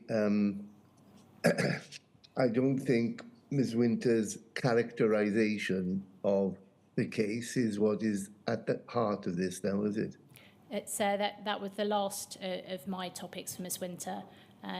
So I will hand over to core participants given the time. Thank you. And Mr. Maloney is first, sir. Thank you very much. Ms. Winter, I have just two topics for you. The first is this. Did PSNI rely on post office employees, such as you, for assistance as to the operation of accounting procedures in post office branches? Yes, And so you were one of the people who provided that type of assistance to PSNI? I would have provided that assistance plus my team leader. Yeah. That's the first topic. The second topic is this. You first said at about 10:45 this morning that we were told that the system was 100% reliable. And you explained that you were told at the training college, and that was reinforced by senior managers, and you've repeated that a number of times today. Yes? Yes, Just looking at Mr. Mclaughlan's case, whatever you may say about the interview, and I don't propose to debate the merits or otherwise of your analysis of that interview, you had received a defence statement which put horizon reliability front and centre. It said that documents were altered to deal with discrepancies without any dishonesty. And this was said in that defence statement at a time when nobody could say there was an horizon bandwagon in existence. Would you agree with that? yes, And you had a report from the forensic accountants Mclaughlan Walters that showed that there were negative entries in the accounts for which Mr. Mclaughlan would have no incentive. He would in effect have been defrauding himself. Yes? yes, And the authors suggested that the entries might be due to ongoing inaccuracies in the computer system. There were also discrepancies that continued after Mr. Mclaughlan had left the Brookfield branch, and Mr. Mclaughlan could not have carried out all the transactions. I just want to ask you about that report. Did that report from the forensic accountants not cause you to question whether the system was 100% reliable? it did ask me to question myself, Yeah. but I also questioned some of that report. Of course. Well,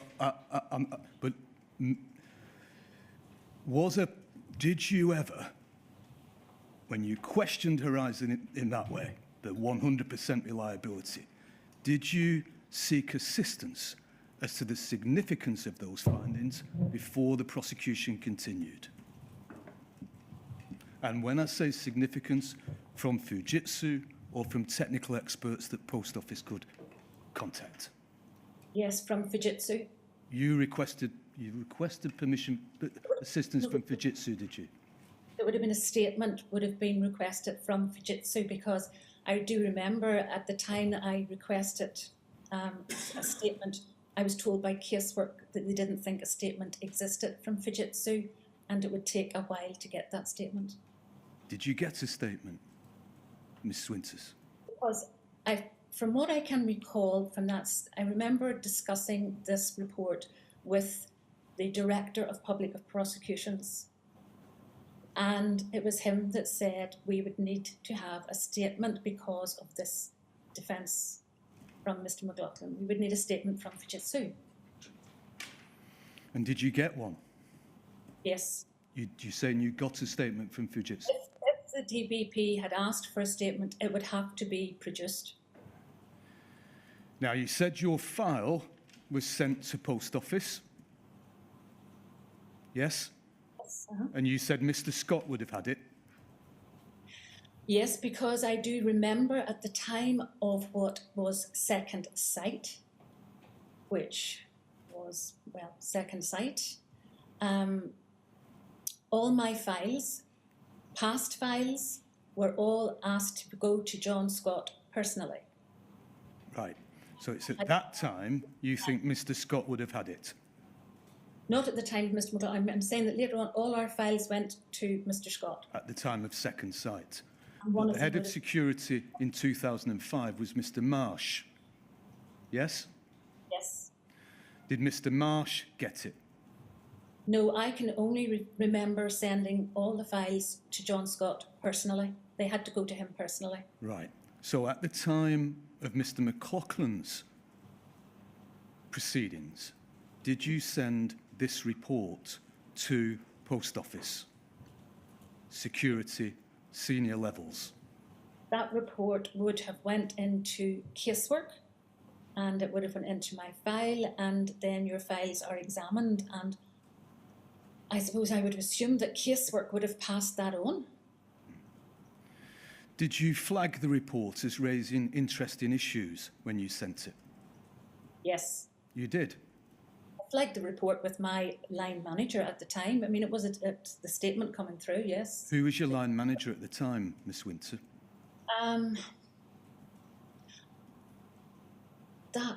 It may have been Les Thorpe or... Mr. Thorpe left post office in January 2003. This will have been February 2005 when the proceedings against Mr. Mclaughlan finished. It may have been Dave Pardo. Did anybody contact you about it, Miss Winter? Pardon? Did anybody contact you about the report when you flagged it? I don't recall. But, just to be clear, you're sure that Post Office had been sent the forensic accountant report from McClure Walters about the case of Alan Mclaughlan before Lee Castleton's case was heard in the High Court in 2006? I wouldn't recall dates. I'm sorry. Well, wait, This report would have went higher up because of what it was stating. Because Mr. Mclaughlan pleaded guilty in February 2005. Did you wait until 2007 to send this report to Post Office, or did you send it in 2005? Well, it would have went in 2005. Thank you very much, Ms. Winters.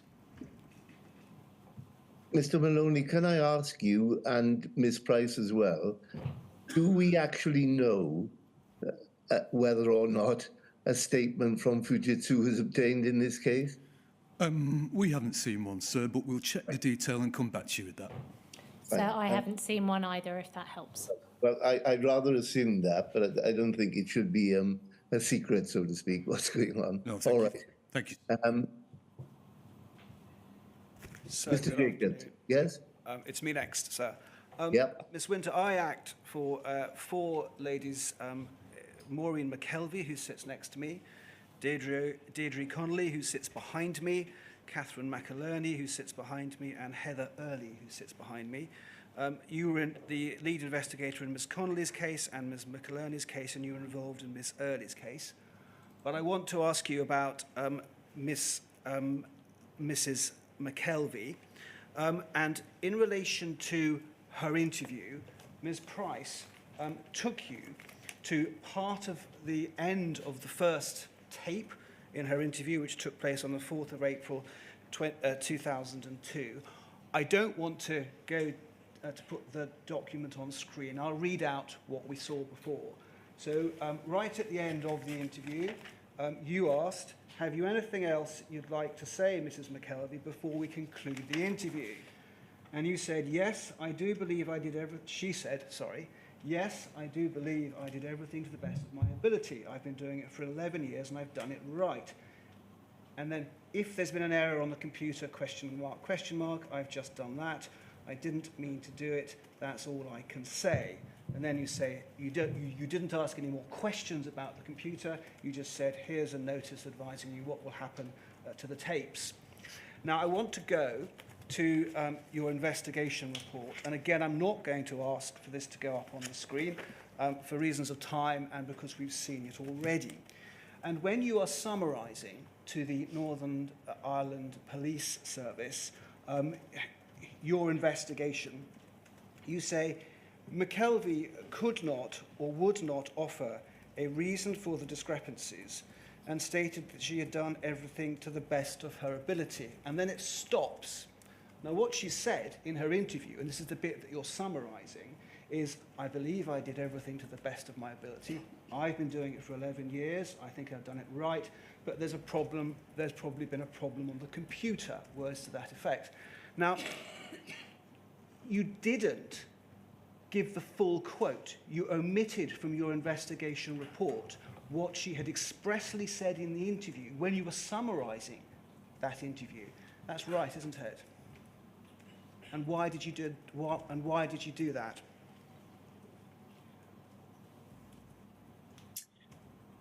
This was a summary of my report, the way that I had been directed by the police, because the police advised me how to do that report and that everything then would be produced, the tape transcript, statements for everyone to read rather than taking a summary of my report.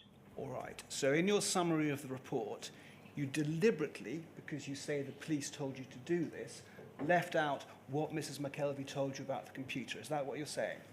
No, that's not what I'm saying. Could we go, please, to Mrs. Mckelvie's witness statement? And this is in relation to what happened at her trial. So it's WITN 037 00100. And if we could go, please, to paragraphs 37 to 44. And that's at page 6 of the document. So this is Mrs. Mckelvie's account of her trial. And she says, in 2006, my case came to trial at Dungannon Court in Northern Ireland. I had to attend court for a full week. I was still on a lot of medication at this point because my health wasn't good. My experience in the court was dreadful. I had to sit and listen to all of the evidence of the post office against me. It was clear in their eyes I was not worthy of the post office. And then, significantly, she says, the way that the post office tried my case was by asking me to pick out a number of days at random that, according to them, I balanced wrong, and so owed the post office money. Over to paragraph 40, please. They went through all the evidence and marked up everything they thought I'd done wrong. However, it just so happened that one of the days I picked out was actually a balance that I didn't do, but I was still short. I was able to prove I hadn't carried out the balance on that particular day because my son had an accident and I had to take him to the hospital. So a man named Gary Grugan, pausing there, he was the area manager in Omagh, wasn't he? Yes. Who was employed by the post office and was the manager of the Omagh post office, did the balancing in the office that day. My solicitor pointed this out to the court, and we were able to prove that Gary had carried out the balance because he did it in a red pen and used a completely different method to me, but it still came out short.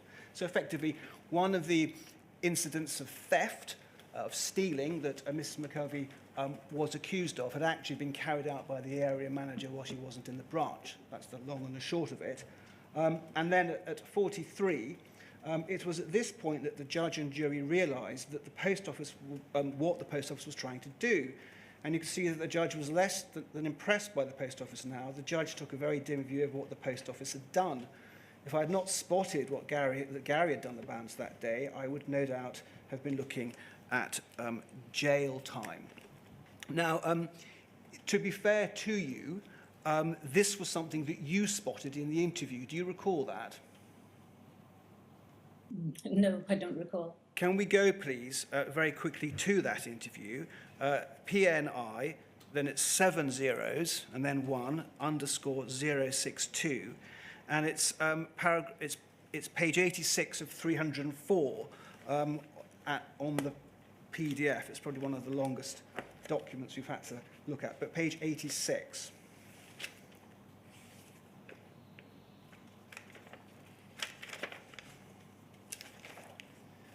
And it's at 1246. Just waiting for it to come on the screen. And I'll try and get through this quickly because it's a simple point. I just want to show you that you raised it.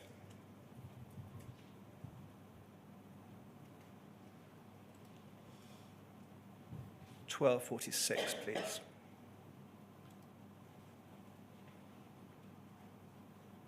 Great. So you say why I'm asking. I'm showing you copies of the updated pension schedule dated the 21st of May. And then you go on to say, my interest, why anybody had covered for you, is if we go to the final page of the summary, and then you talk about week 32, halfway down the page. I've indicated it was prepared differently to other weeks compared to the way week 32 was the week ending the 31st of October 2001. And then you go on to say it just seems strange, and Ms. Mckelvie says prepared differently from other weeks, red tick on the list. You asked her if anything came to mind, and it was Halloween. And then over the page, please. You say, just before 1551, that there was a little red tick on that schedule which indicated someone else different had done the pensions because that's not the way they were normally presented. And then over the page, please, again, at 1717, Morin Mckelvie says, would that have been the week that we had the errors and I got Gary out? And she goes on to say, that seems like Gary or someone has checked all the bundles or something. That was a week so hard to remember. So we can take that off the screen now. So what we've got here is we've got you raising that week 32 had been done differently to all the other weeks where there were discrepancies. Can you see that you raised that? Yes, that's right. And now could we go back to the investigation report, which is at PN1 7 zeros, again, 1, and then underscore 082, and it's page 8 in the PDF.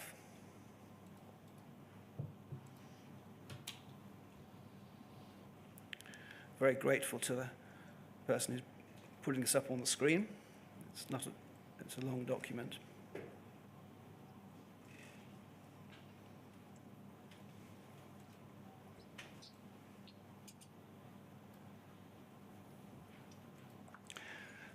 Great. So if we go to the end of that document, please, and scrolling down.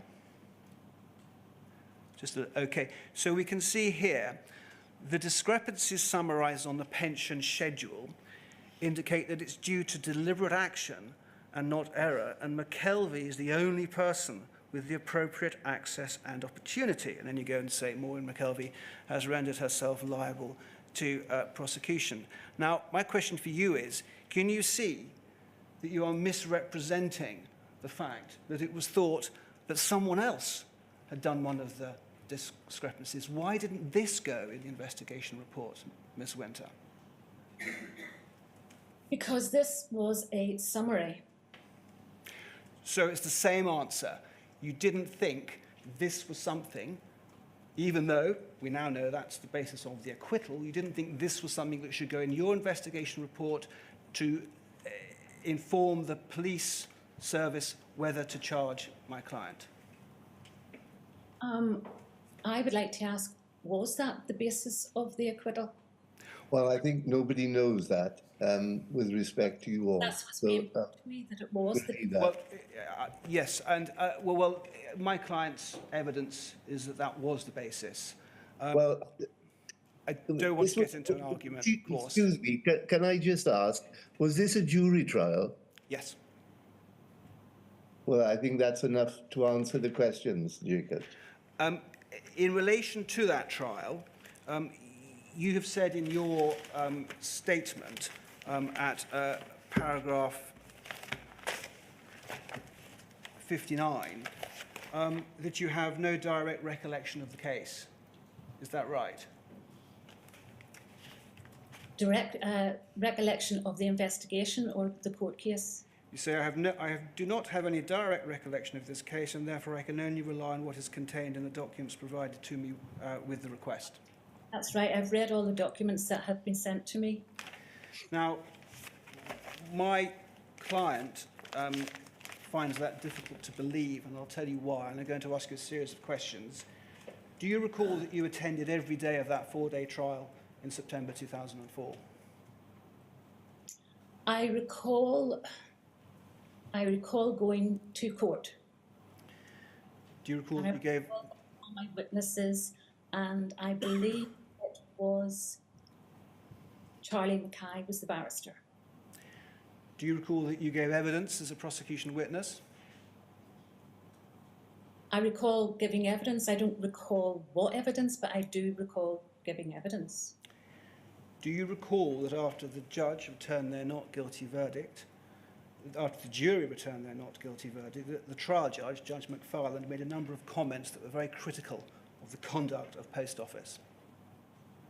I don't recall. My client says that the judge said in open court, in the presence of the jury and your presence, that the Post Office case had been a sham. Does that ring any bells? No. He said the Post Office case was just as much of a sham as its rebranded new image as the nation's most trusted brand. Do you recall the judge saying that? I recall the judge saying at the beginning of the case that was this case being presented by Post Office or consignia. Do you recall the judge telling you and your team that the jury had been right to return a not guilty verdict? No. Do you recall the judge saying that the Post Office had been trying to trap Mrs. Mckelvie into pleading guilty? Absolutely not. I do remember the jury was out for quite some time. Mrs. Mckelvie says that the judge told her that she could leave the court with her head held high and never have to look back at the Post Office again. Do you remember that? No, I'm sorry, I don't recall. And Mrs. Mckelvie says that you were visibly devastated at the outcome and you had your head in your hands while this was going on. Does that ring any bells? That would be definitely not. We've heard evidence, coming towards the end of my question, sir, we've heard evidence from Rob Wilson, who was the head of criminal law at the Post Office, that there would be a review when the Post Office lost a case. Is that something that you know about? No. There wasn't a review here, was there? I don't recall. And an acquittal in 2004, based, we say, on the Horizon system not working at the branch, would have had an impact on future cases going forward. Would you agree with that? Yes. You didn't flag up the problems that Mrs. Mckelvie raised with the computer system in your investigation report. You didn't flag up the issue with Mrs. Mckelvie being absent from the Post Office when one of the incidents of theft was supposed to have taken place. In your statement, you give a general apology to those who were affected by the Post Office scandal. Do you have any apology to make to Mrs. Mckelvie? As I've said in my statement, I am devastated, actually, by the way that this whole has been revealed. I trusted the Post Office. It was the government. I'd worked for them all my life, practically. I just could not believe the deceitfulness. And I am so sorry for anyone who was wrongfully prosecuted because of this system. Coming to the end of my questions, you took a robust line. We've seen a document that you had a target in 2013. Was there a target in 2004? No, I don't recall. I don't recall that at all. You've said in your statement, and this is my final question to you, you've said in your statement that you feel that your work has been tarnished because those higher up in the Post Office didn't tell you what was going on. Absolutely. And you've said that you would like the inquiry to find out what went wrong and what happened. Yes, and I think it has gone on for far too long. You've named John Scott earlier on in your evidence today as someone who was saying that the Fujitsu system was robust, the Horizon system was robust in a conference. Are you able to assist the inquiry by giving the names of anybody else who ought to have told you what was going on with the Horizon system? No, and whenever I say John Scott, it's because he was head of security. Other people would have said similar. From the training school, you were told the Horizon system, but they always did emphasise Fujitsu.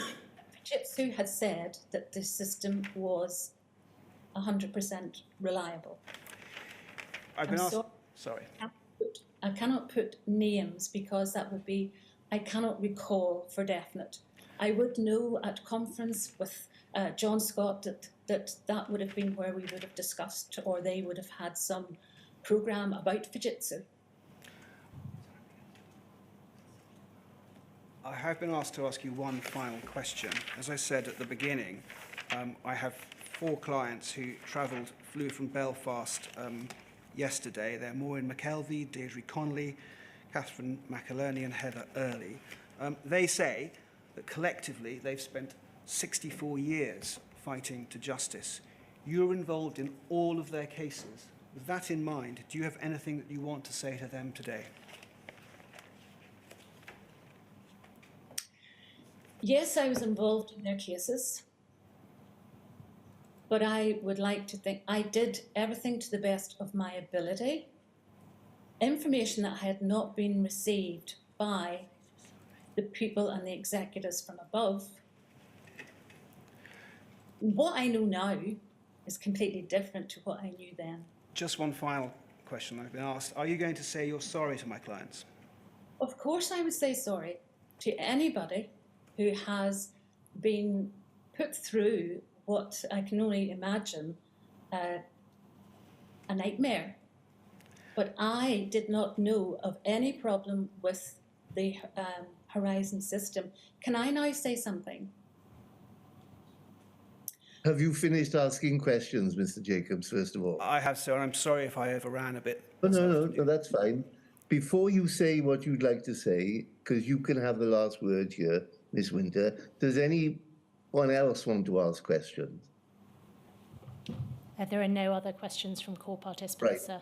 Then please, Ms. Winter, say what you want to say. I just want to say there, whenever we were talking about Mrs. Mckelvie, I read through all the core statements of anyone involved in Northern Ireland, and I just wanted to point out where she had said that the person investigating had approached her twice after the investigation. I just want people to know, whenever I was involved in a criminal investigation, if a solicitor was involved, I was not able to approach anyone unless through their solicitor. So that would not have been me approaching Mrs. Mckelvie after the investigation. Right. Is that it, Ms. Price? Yes, sir. Right. Well, thank you, Ms. Winter, for making yourself available to give evidence during the course of today. I'm grateful. I hope that those core participants who have travelled to London to be in person at the inquiry have found today's proceedings informative, and I wish them a good journey home. We'll reconvene again on Tuesday when we will continue investigating events in Northern Ireland. I think that's correct, is it not? That's correct, sir. Thank you all very much. Thank you.